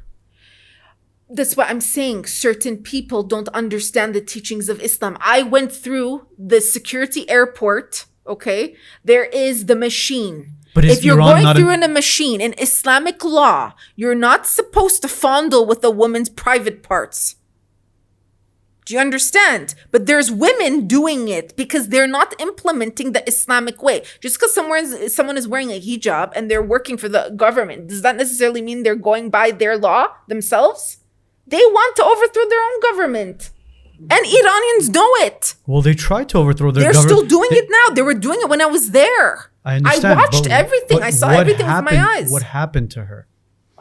Look, what happened during the protests in 2018? There wasn't people that died when they were being marching. People running over each other. Here. It doesn't happen here with police. It happens to what level? You have the air of one terrible cop, which might happen once every 4 or 5 years in Armenia. I'm not saying it doesn't happen. I've heard about it many times. But here's my thing. You're talking about Sharia law. You're a Muslim woman. We have countries 2 hours away from here, flight-wise. That's why I was asking you about Iran. Wouldn't you feel more comfortable living in a country that is under Sharia law than in a country that's the first Christian country? Like, that's where my question was. Why Iran? Look, in Christian religion, a woman is not allowed to own anything, property. It's the right of the husband or the father. If she doesn't have a husband or a father, she doesn't have the right to own property. A lot of people think in Europe that was because of a Christian thing. It's not because of that. If you truly read Christianity, a woman doesn't even have a soul. She's part of the man. The man has the right over her. And it's not like that under Sharia law or Muslims. Not in Islam. Look, every country has But a different doesn't Sharia the Bible law. say a man leaves his mother and father and becomes one flesh, one body with his wife? Exactly. So if she's not married, if the parents, if the father, if no brother is taking care of her, she's basically useless. So I'm useless in Christianity, if that's the case. Not necessarily. Wait, Why would you even say that? let me ask you this. I would have to go to the Vunk and give myself to God, which is not a problem. I wouldn't have a Talar, problem let me with ask that. you this. And they would take care of me. But women independently, no. How about relationship? You're taking Spasi. Wait a second. You're taking the religious aspect of modern day life and you're taking it out of you're saying with the Sharia law as well, right? Look, every country has a different Sharia law. It's not all the same. You have to know that too. What is the Sharia? Afghanistan's, Jordan, Syria is different than Iran. From Azerbaijan, it's all different. Would you rather live in Sharia law or would you rather live in a westernized society? Look, if someone is breaking my door down because he saw me with tattoos and he's trying to rape me, in Islam, the guy's hands are going to get cut off. His dick is going to get cut off. Excuse my French. Okay. That's how serious they take it. Okay, but answer my question though. Would you rather live if I'm in a Christian country, they're gonna put him in prison and then they're gonna feed him well. Then he gets out. He does it again. So then why not live in a country with Sharia law then? You're a Muslim, aren't you? Because I told you my language. I look for my language first. I've tried. That's why I was saying the depression. Let's go back to the depression. Because what's happening is God is breaking. Wait, there's plenty of Armenians in Iran. There's plenty of Armenians in Syria. There's plenty of Armenians in Lebanon. But they're Christian. So me going there, the Armenians are going to spit more on my face than the Muslims are. So what? You come to a... Okay, wait a minute. That does not make sense. It makes a lot of sense. Listen. Armenia has a population of 3 million people. Armenia is trying to become Americanized now. I understand that. It will never happen. It will never happen. I hope not. It will never happen. It's not going to happen. Look, but Armenia has a population of 3 million people. Of the 3 million, I can guarantee you less than 1,000 are Muslim. Less than 1,000. It's changing. We have more than 1,000. I've looked at the statistics already. Yeah, but it's not accurate. No, the census. It's not accurate. It's not. How many is it then? Here, Can you tell me who's documenting this? Tell me how. How would you know? How would they know? Please tell me. Can how many I tell of them you are, something on this? Wait. I think there's over 1,000. It's gonna infiltrated. grow. It's gonna grow because now agents. even the Iranians, they're producing their books, their Islamic books in Armenian now, and they just had a fair. Can I tell you one thing? The Armenian Iranians in Iran were more religious than the Armenians in Armenia.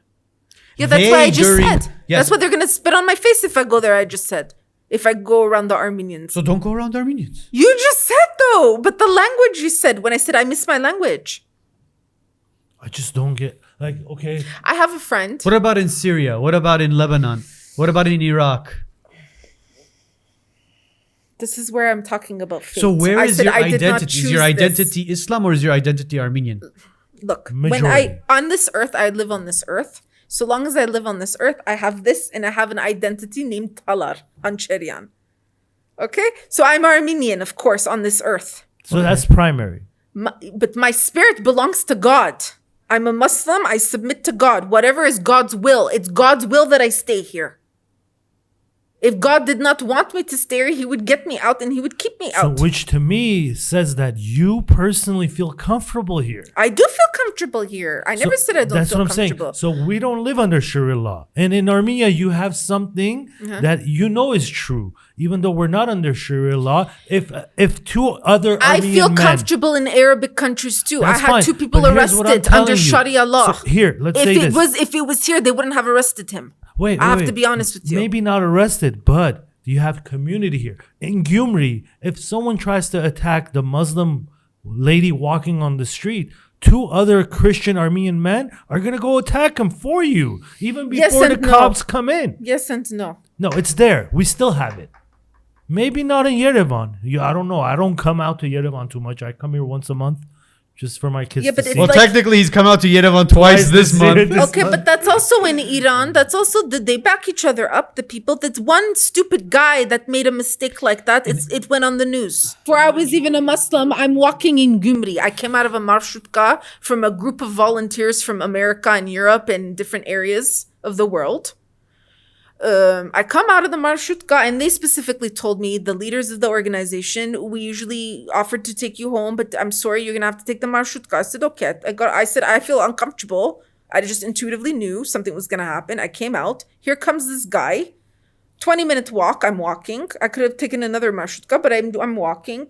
I'm dressed very normal. I don't have a headscarf on, obviously.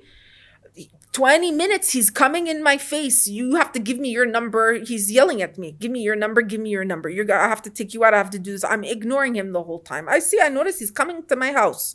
What I did is I intentionally, when we're going to the car wash, he's hiding behind the tree. Because now there's men around that are very close. So I purposely stopped so that the guys at the car wash watch that I'm stopping to make them question, why is this girl standing there? And 2 of them they're just looking at me, and I signaled at them with my eyes, and then I pointed behind the tree, and they saw the guy is moving. So as he came, after 5 minutes, I'm standing there for a good 5-10 minutes. Finally, he got tired of waiting behind, and the other guys saw, they had a hose in their hand. The guy came out and they punched him right in the stomach. They punched him. I punched him. You punched him. Because they weren't doing anything. But I wanted to make sure the 2 Armenian guys watched that I punched him, and their mouths dropped. But do you think that if that guy in any form tried anything, attacking you, grabbing you, anything like that, and you yelled for help, they wouldn't help you? I don't know. I guarantee they would have helped. It depends on the situation. I've had another situation. The situation is if he grabbed your wrist, grabbed your arm, and you yelled for help saying, somebody please help me. You don't think they would help you? Men. Yeah, but I don't think a guy would do that in front of people. Let's hope he wouldn't do that. Like the guy he hit. There was one other occasion. I was near the police station near Grigorian Street in Gumri. Okay. The stone, the house, it's black and, the original Gumri stones, black and red. This was like 7 years ago. I fully punched a guy in the face in front of the police. And the police said, hit him hard, keep going. They were enjoying it. Yeah. So, but what I'm saying is that's normal in Islamic countries too, to do these things. But for a girl to protect her dignity and to punch. No, but you guys said about me being more comfortable in a Sharia law country or here or that. Look, when it comes to a woman's dignity, at the end of the day, I'm alone. I don't have a brother. I don't have anybody here to back me up, right? So I have trained myself on how to defend myself in certain circumstances, right? So if I punch a guy for trying to touch me in an Islamic Sharia law, they're not going to put me into trouble. They'll have witnesses. They'll ask questions. Don't get me wrong. But he's the one that's going to get into trouble. So when you're saying about the girl, she was killed for this and this and that, there's certain things that have been, and you have to also understand these are interpretations. It doesn't necessarily mean it's the true way. Yeah, because they lost the footage of what happened to her. And all of them, all the different countries have a different way of the Sharia law. Well, I mean, they showed it. They clearly showed how they lost the footage of what happened to her and how she was beaten to death, basically. Imagine who beat her? Whoever did. Was it the law? Was it Imam Khomeini? Who was it? It was the Sharia law. It was the Sharia law that got her killed. Imam Khomeini, he has good intentions. He's not the problem. It's not him. It's the people in his government. It's always the people in the government. And I know this about them. I've met with some of the mayors. I've spoken to a lot of their police and security. I can see through all of them. I'm not an idiot. You know what I'm saying? Do you have any plans? Even if I don't speak the language, I can understand body language. A person's eyes reveals everything, movements, intentions, the way they speak, everything reveals itself. Are you looking for a place to kick back and celebrate? Well, the Glen Arden Club has got you covered. Upstairs, you got a private lounge with a cigar room. Downstairs, you got the Moose Den, where you can have cocktails and private events. Hey, are you even hungry? They got an outside pizzeria serving one of the best pizzas in town. If you're interested in becoming a member with the Glen Arden Club or booking an event, contact the Wisenuts. We'll connect you to the boys at the Glen Arden, and you could become a member here or host your next gathering. Do you have any plans of possibly in the future finding your significant other? In Iran?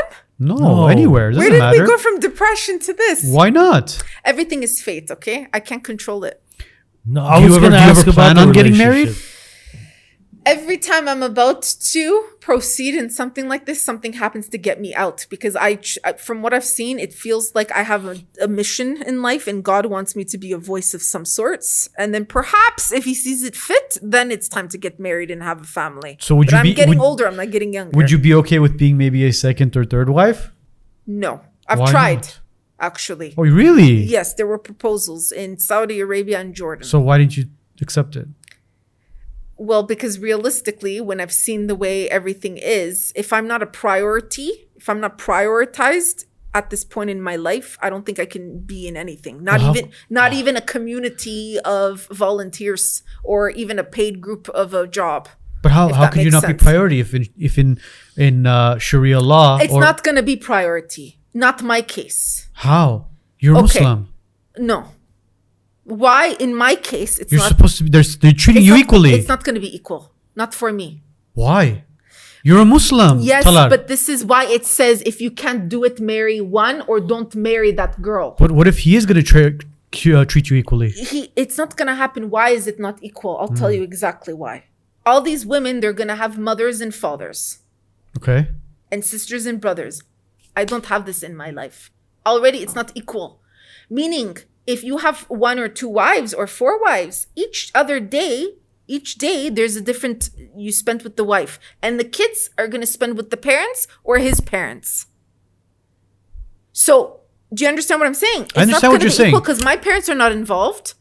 It's not going to be equal. So whatever is written in the Quran doesn't make sense for you. No, it does make sense. I don't think you're understanding what I'm trying to say. I understand. You do have brothers and sisters. It's unless I marry a man who has a very similar situation with his wives are very similar to mine. None of them have parents, and then it's not going to be equal. So then, what does it say in the Quran? Does it say that emotionally as well? Okay, so emotionally. So if Talar has no relationship with her brother, her sister, her mother, I have to marry somebody else as a second wife who has a brother. Or imagine this. Imagine if you were married to an individual, right? And he said, you know what, Talar, I found our second wife. But she has a brother and she has a sister. She has a phenomenal relationship. You sign marriage contract. You put it on the contract. She has the right to do this. A Muslim woman has the right to say, my husband is not allowed to marry another woman, and he has to abide to it if he signs it. If he signs that contract, she has the right. In Sharia law, all the Islamic countries abide by this. If he agreed on the legal contract, where the imam, the sheikh, is signing that he's present, that he's not allowed to marry another woman because she's an orphan, she doesn't have family, and she needs priority, more attention on her and less attention on other wives and their kids. then I have every right to take him to court. Everything. I feel like you're finding an excuse for that. No, though. this is reality. I've been no, through it. I'm not saying it's not. I'm not saying it's not reality. I'm saying it is Look, reality. I was open to it at one point, but like I said, I've seen how it is. It's not going to work for me. So you're probably never gonna get married. That's a Probably personal not. choice in a sense. Probably not. I'm Yeah. okay with that. I don't have a problem. It's a personal- I'm a very No. strong woman. I'm not saying I'm superior. There's times where I'm like, No. oh, if I had a husband, this would be easier on me. Now, You can I know, ask you help this, me though, around, before- fix this or fix that, do this. Of course, Before I'm not you- a feminist. Like I hate men. No, Be- obviously but not. Before you turn to, you change religions to Yes. Islam. You were a Christian woman living in Canada. You obviously had, relationships with other men, right? Look, I don't have a problem if a man has another woman and he's being good to her, according to Islamic law. That's not my issue.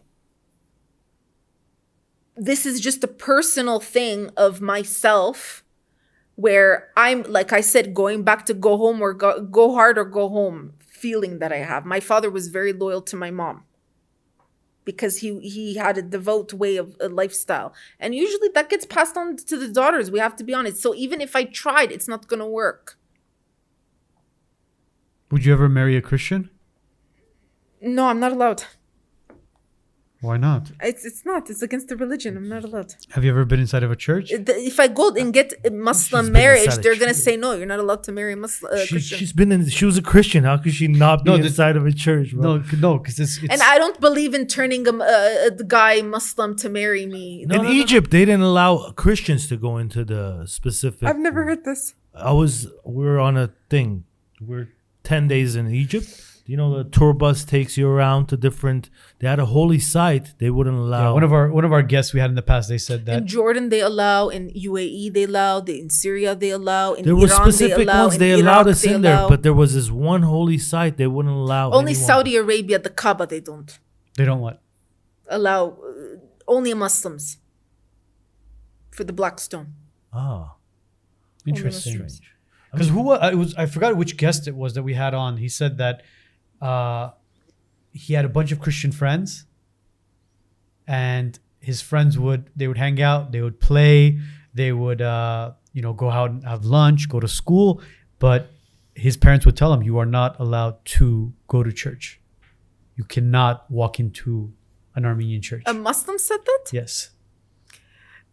Look, you're allowed as a Muslim to have Christian friends, but when it comes to certain celebrations like birthdays and so on, if you want to be present there in a Christmas like family gathering, but actually like doing a festive under like Halloween, these things are not recommended. This is the basics. Yeah. Now, whatever he interprets it more than that, it's cultural based and it's prejudice. It's like us saying, we're Armenians, we're Christians, but realistically, Christians in the Christian doctrine, in the Islamic doctrine, you can marry a Black, a Chinese, any other nationality and race because you're a Muslim first, and same with Christianity. But there's going to be in every culture people that say, yeah, I'm Christian first or I'm Muslim first, but there's still a little racist or prejudice. It's something similar to that as well. Yeah, I mean, it's kind of, I think it's built in every single human's DNA to have some sort of prejudice or racism in there. Do you think every single? I think so. every single. I think so. It's It's inevitable. part of human nature. It's conditioning from childhood for sure. well, no, That's part of it. that So how do you get human nature? It's through Yeah. conditioning. yeah, the ones that are actually groomed are the ones that are dangerous. Those the ones, because little boys, little girls, when they're out playing amongst one another, they don't see religion, they don't see color, Yeah, that's what I'm they don't saying. see any of that stuff. They're groomed into it. But obviously, as you grow older and you become more knowledgeable of race, religion, and stuff, it's just human nature. You begin to judge certain things. But we're gonna wrap this up soon. One thing we want to talk about is the tattoos now. When did the tattoos start coming into play? After my dad died When did your dad pass away? a long time ago. So, but you got the tattoos here in Armenia, though. You said. On my face and my hands only. The rest of my whole body is tattooed. Only my private parts aren't tattooed. So you got sleeve. I even have a tattoo on my head. So you have sleeves, Full sleeve. legs. I haven't had any tattoos since I became a Muslim though. Except for the face and hands. No, even before this. I got to finish this, and then I was on a mountain. There was a group of Armenians. We went to Jordan. Mm-hmm. Their intention is they want to be born again Christians. So I went. They got baptized at the Jordan River where Jesus was, baptized. We went to a lot of the prophets, pilgrimages. We went to an Armenian church. I almost died on a mountain. The Armenians again abandoned me. I have this luck with Armenians, Yet you live in Armenia? I'm still such a proud Armenian too. On top. Yet she lives in Armenia. Yeah, and I felt like I was gonna have a heart attack. It was extremely hot. Heat stroke. Yeah, probably. But this was right after I asked God to kill me. I'm not kidding you. Remember that when I was saying I was in a depressive state? That's why I said I want to go back to the depression. Yeah, she's probably like, holy shit. I want to wrap this up quickly. She's like, holy shit, I'm dying. All right, listen, I don't want to be No, I was like, oh my God, this this is it. It's coming. I knew. But you wanted to be safe. I started vomiting water 3 times. Just water. And I felt it was happening right then. I don't know where this Arab came from the sky. I'm not kidding. This is not a joke. Okay. From the top of the mountain, there's no way. It's like an 8 to 11 hour hike. You cannot. I don't have water on me. I don't have anything on me for backup, like even to throw on my forehead or like drink a little bit, right? That's what I'm saying. They fully left me. And they left me for like an hour. This guy came out of nowhere. He has like a backpack and he created like this herbal like remedy and whatever. And it brought me back to my present moment. And the whole experience was so interesting because I told him I can't do this. Like I can't go down. Like I felt like I was experiencing like a death. It was like a spiritual death. If he wasn't there, I would have been dead 100% because he had some herbal stuff. I think it really lowered my pressure. Mm-hmm. That's what helped. Because if he wasn't there, I'm pretty sure my heart would have been in a shock. I probably went through a mini heart attack. Like, I'm pretty sure I did. You were probably dehydrated. It was hot. You had a heat stroke.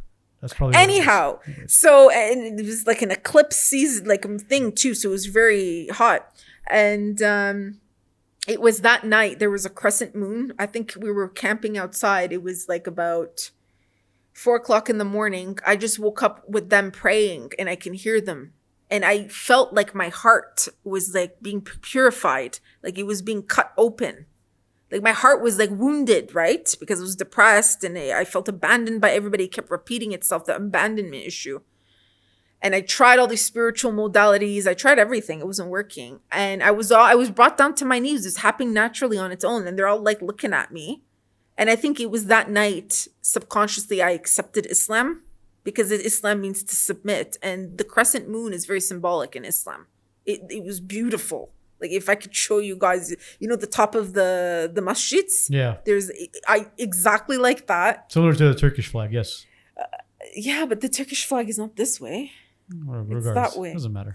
Anyway, so yeah, and then we came back and I was just questioning everything. But I felt whole and I started listening to the Quran every moment and just I gave myself to prayer. And then once I started giving myself to prayer, waking up at this time, doing it at this time, doing this, it killed the depression. What were you listening to naturally the Quran in? Killed. What language were you listening to it in? In Arabic. Okay. So you understand From Arabic? time to time, I would read in English. But I trained myself because I've studied sound therapy. I have certificates in this. I was helping people. I was even doing psychospirituality at one point, taking psychology with these kind of stuff. Yeah. Take a tuning fork, put it on your wrist or your knees. It actually clears your frequency. It cleans your frequency, just like how it tunes pianos, guitars. Yeah. You know what I'm saying? So there is chanting. You guys know this in every culture, in every religion, every language. Yes. There is a frequency behind it. Studying sound therapy, they found that, sand, have you seen salt on speakers? Yes. It turns into mandalas and shapes. Yes. So you can only imagine, right? So I thought to myself, maybe, you know what? I kept pushing Islam away, even though I knew it on a theological way. I never allowed myself to just sit there and absorb listening to the Quran. I said, since this is the last one, I think I just have to do it. And when I heard the adhan, the call to prayer in Jordan, it was just pulling me. Like, pray. And then after that trip, you came I'm back. Armenian. How I can be Muslim? No way. My brain is getting in the way. What are people going to think? What am I going to think? Like, you know what I mean? All these stuff are going through my head. So I just said, you know what? Play it. Start from the beginning until the end. I think it took me maybe 1 month. Every 1 month, the whole Quran. Quran.com. Quran.com. Go on it. Listen to it. You can even change the recitator if you don't like his voice. In Arabic and English, it will naturally play if you want to, you know.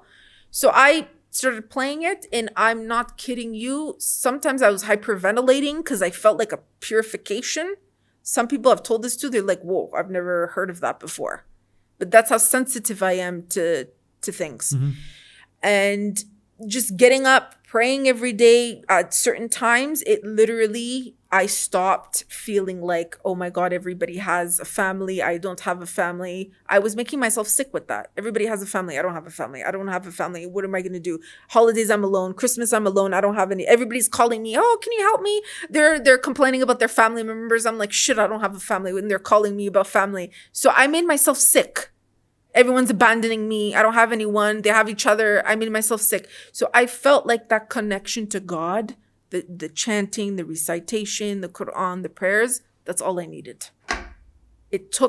So it was a spiritual, it wasn't necessarily depression then. It was more of a spiritual comfort I needed. It was an awakening for you. It was a spiritual comfort I needed. So when you came back from the trip, you just went to the local tattoo artist and said, I want this on my face? No. I had the tattoos before and then I went on my face. No, the face one. Oh, you already had I had it. So you already had the last tattoo I got on my face was, I think, 2022. So the face tattoos have nothing to do with the religion? No. Nothing. The face tattoos is more of like, to be honest with you, have you heard of deck tattoos? It's like a Middle Eastern. These are all Middle Eastern, obviously, other than the Armenian tattoos. What's on your forehead? This? Yes. It's a cross. Yeah, I see the cross. You know King Solomon? Yes. The keys of King Solomon? It's right there. And what's on over the eyebrow? The dots? Yes. Is it the dots or is it the other one? No, this one. Well, you should know. It's on your face. No, well, you have the dots on Believe it or not, I don't stand there and stare at my face where I'm like, I know everything. I would hope you looked in the mirror before you left the house a couple times at least. So, I mean, I'm just curious, because from a distance, because, I mean, they're somewhat faded, but they're somewhat there. I don't know. It's because you have makeup on your face. I have makeup on my face. Okay, just want to clarify. Can I tell you something? When I went to Wadi Rum in Jordan, no Armenian that I went with knew any of the meaning of the tattoos. Not the person who did it, nothing. There was this Bedouin guy, very dark-skinned. And why I say very dark-skinned? Because the original Arabs, they were like, you know, the Bedouins. They were like, you know, they're not in civilization. They're living desert dwellers with the mountains and everything. Very beautiful there. One day, go check it out. This guy came right up to me. He's like one of the head clan of all these tribal leaders and everything. And he, one by one, started explaining my face tattoos. I'm looking at him. I'm like, excuse me? Through the spiritual protection, the actual meaning, including the Armenian ones and the intent I had behind them, I'm just looking at him. All the Armenians are looking at me and him like, what's going on between the two of them? That's how spiritual they are there. Do you have Armenian writing on your face? Yeah, I have Badiv. It says Badiv in one of them. How would you translate Badiv into Armenian? Honor or dignity. Dignity, integrity. Yeah. And then what's the other one? It's similar intention, right? That just says gananch, like, because talar is like a mashta talar. It's like a. Just gananch, green? Yeah, don't ask about that. But he even knew the intent behind that. See, we wouldn't know. He knew you know what I mean? Like, he was able to see right through me. That was the intention, or that was what shocked me.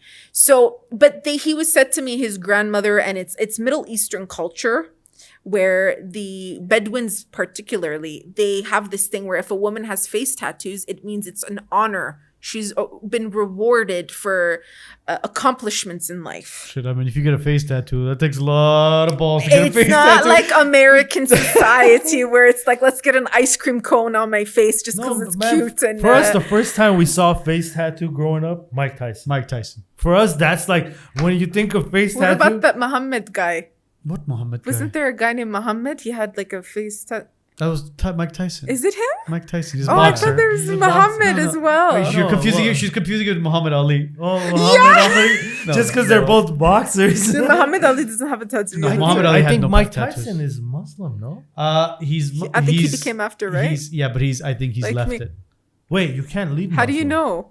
You can't leave They're You not can't. No one's gonna kill you these days. Come they're on. Not, they're not gonna kill. you. Oh, because There's I like- know And you're, their talking, law says you're you talking can't. about Mike Tyson, bro. Oh, no one's gonna kill Don't Mike you Tyson. see all Yeah, these you- podcasts and YouTube videos of these guys coming out? I used to be a Muslim. Are they dead? They're alive. No. It's not as strict as it was during Muhammad's time. See, Muhammad had 24 wives. Goodness, I'm You sorry, gotta 24 correct wives at yourself. the time, and look, the guy did well for himself. What can I tell you? It's been great. Anything else before we call it? You know, Talar, do you anything? You have we something missed? to add if we missed something. I think the main points have been out. I think I just wanted to get out to answer a little bit of the tattoos and what pulled me into Islam so that people get the picture of, no, you don't necessarily have to be forced to convert to Islam, because a lot of people think that. It's not a cult, right? Especially when a lot of Armenians, they mistake me. Oh my God, the Armenian Genocide, girls were forced to be Muslim with face tattoos.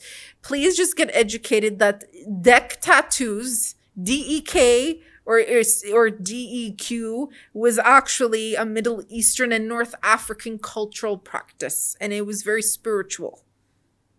So those people who were doing it, they were doing it with the intent not to harm the girls, but they were doing it to actually protect them from spiritual attacks. That's why, like the Kurds that were doing it to these girls, the face tattoos, they did it. They could have just killed the girls. If they wanted to, they would have just wiped them off like animals. Yeah. You know, they did those tattoos. They did endure a lot because this is going to hurt. But these women were trafficked. They didn't just stay with one man and that's it. They were trafficked. And then someone took them in and felt bad for them and married them. But they tattooed them not because they were marked like cows.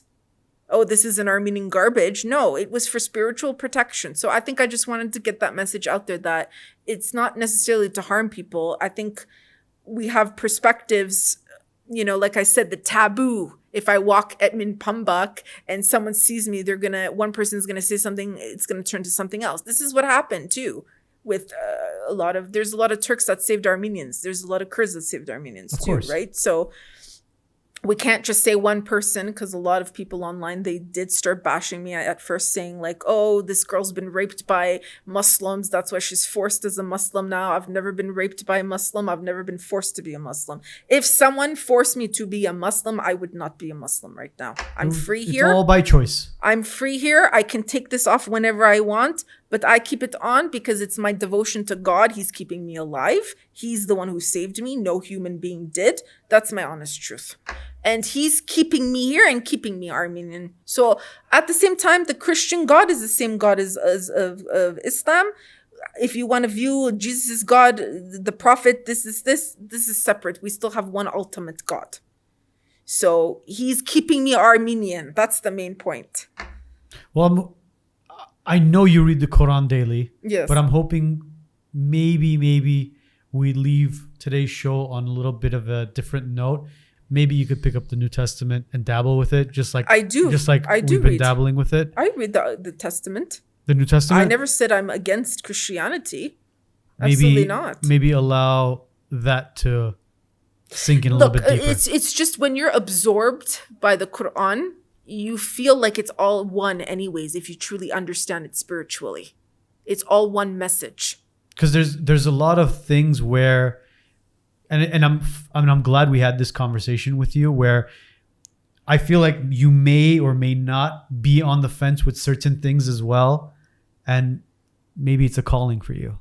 The fact that we were here and had this Are you conversation trying to with say you want me to become Christian? I'm not again? saying I want you to be Christian. I'm just saying It's not gonna happen, I know I'm just myself. saying be open-minded to it. I would never tell you that. I would never tell you to be a Christian. That it has to be in you. To be Yeah, that's Because it. there's something in you calling out to it.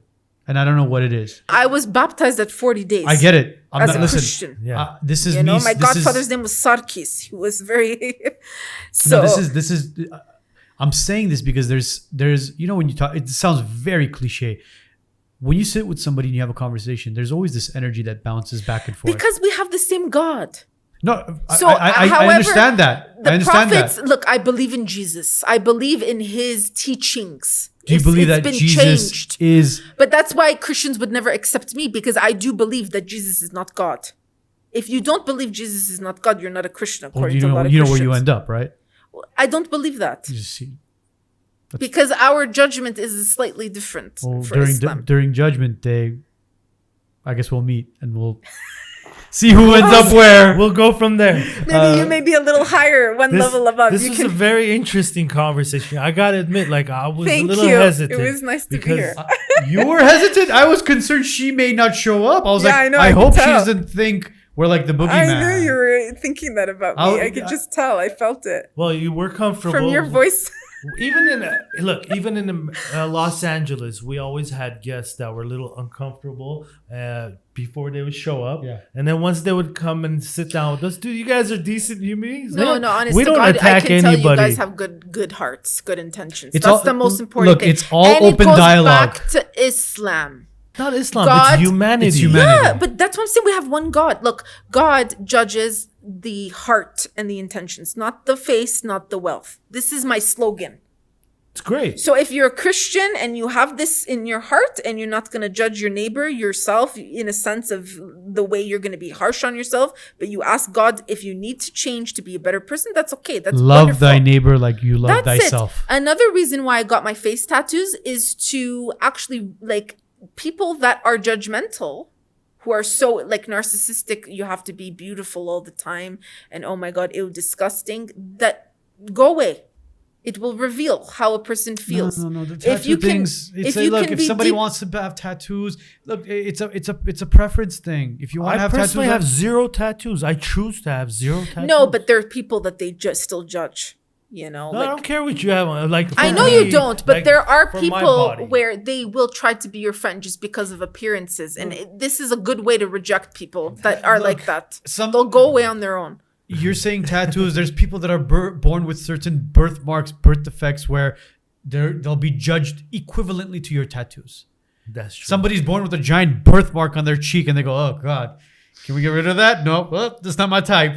Same thing with the tattoo. I don't know. Call me crazy. Okay. With the podcast, it's not only we talk about everything. Mm-hmm. We talk about current events. We talk about politics. We talk about we talk about everything. And I think having an individual like you, having the perspective or having a different perspective than, for example, if it's Ed or if it's somebody else, about a political event that's taking place or a current event that's taking place, and just having dialogue, I think it's healthy. Of course, dialogue is healthy in every sense. Dialogue It'll be very refreshing, and you never know. Maybe as time goes on, Talar shows up. All of a sudden, hey Talar, what happened to your hijab? Oh, I left it at home. Oh, interesting. It's not coming off. Go ahead and have a seat. No, you know why? On top of that, on why I wear it here outside of the connection to God and my devotion to Him, is that I can see the difference on how men look at me. When I have very long hair, they do treat me different. Because of your long hair, or With because of your wearing hijab? this. They do. No, it's Depends on the man. it's the 90% of the time, if I get in a cab, if I go for a walk, men stop the car. They try to make a noise at me. They ask for my number. They don't let me out of the cab. If I wear this, they don't do this. I'm telling you out of experience. I'm not making this up. Interesting. we don't see In too many Muslim Yerevan, women. last year, I was wearing this going into a building. These construction guys literally moved the products off the stairs just so I could walk. Because It's of It's in whether they believe I'm Armenian or not, or it's That individual could be the based. fact that they're thinking to themselves, "Oh, it's someone from outside. Let's Yeah, give but I them-" can look like someone from outside too. You may think I'm Russian. You may, if I'm not wearing a headscarf. I think they're just judging you based off of, like, for example, if you weren't wearing the hijab and you had short sleeves on and your tattoos were showing. But I was still wearing long, just my hair is showing. That's it. Even a huge difference. So for my own comfort, I feel better like this. I don't care if they think I'm Saudi Arabian. Just don't touch lady, me. She always wore one. My grandma was covered every day, even in America, bro. Listen, like I said, we can go on for hours. Yeah, We can go on for hours. Guys, well, Talar, thank you. Thank you. as We well. appreciate you driving out all the Likewise. way from Gumri to Yerevan. Everybody else, wisenutspodcast.com. Our merch is available. Our throwback shirts are available. Our Wisenuts throwback shirts are available. Which I'm still waiting for mine. It's less than $30. In America, we say, you know what? It's less than a Crappuccino. I've never heard that. Crappuccinos are really cheap in Armenia, so it costs about maybe crap. 15 It's Crappuccinos. not Yeah. expensive. So it's go to Crappuccino. wisenutspodcast.com, buy some merch, support the show. It helps us bring amazing guests on and helps the show continue to grow. This is our last show in Yerevan, but we have, guys, you're in for a surprise. Last but not least. Definitely But not least. you guys are in for a very, very, very special guest coming soon. I'm not going to mention who it is, but I'm excited to finally meet him in person as well. Other than that, today's show will be up and running on Spotify, Apple Podcasts, and all major platforms mañana. Have a great week. Have a great weekend. We'll see you guys all next week. Peace.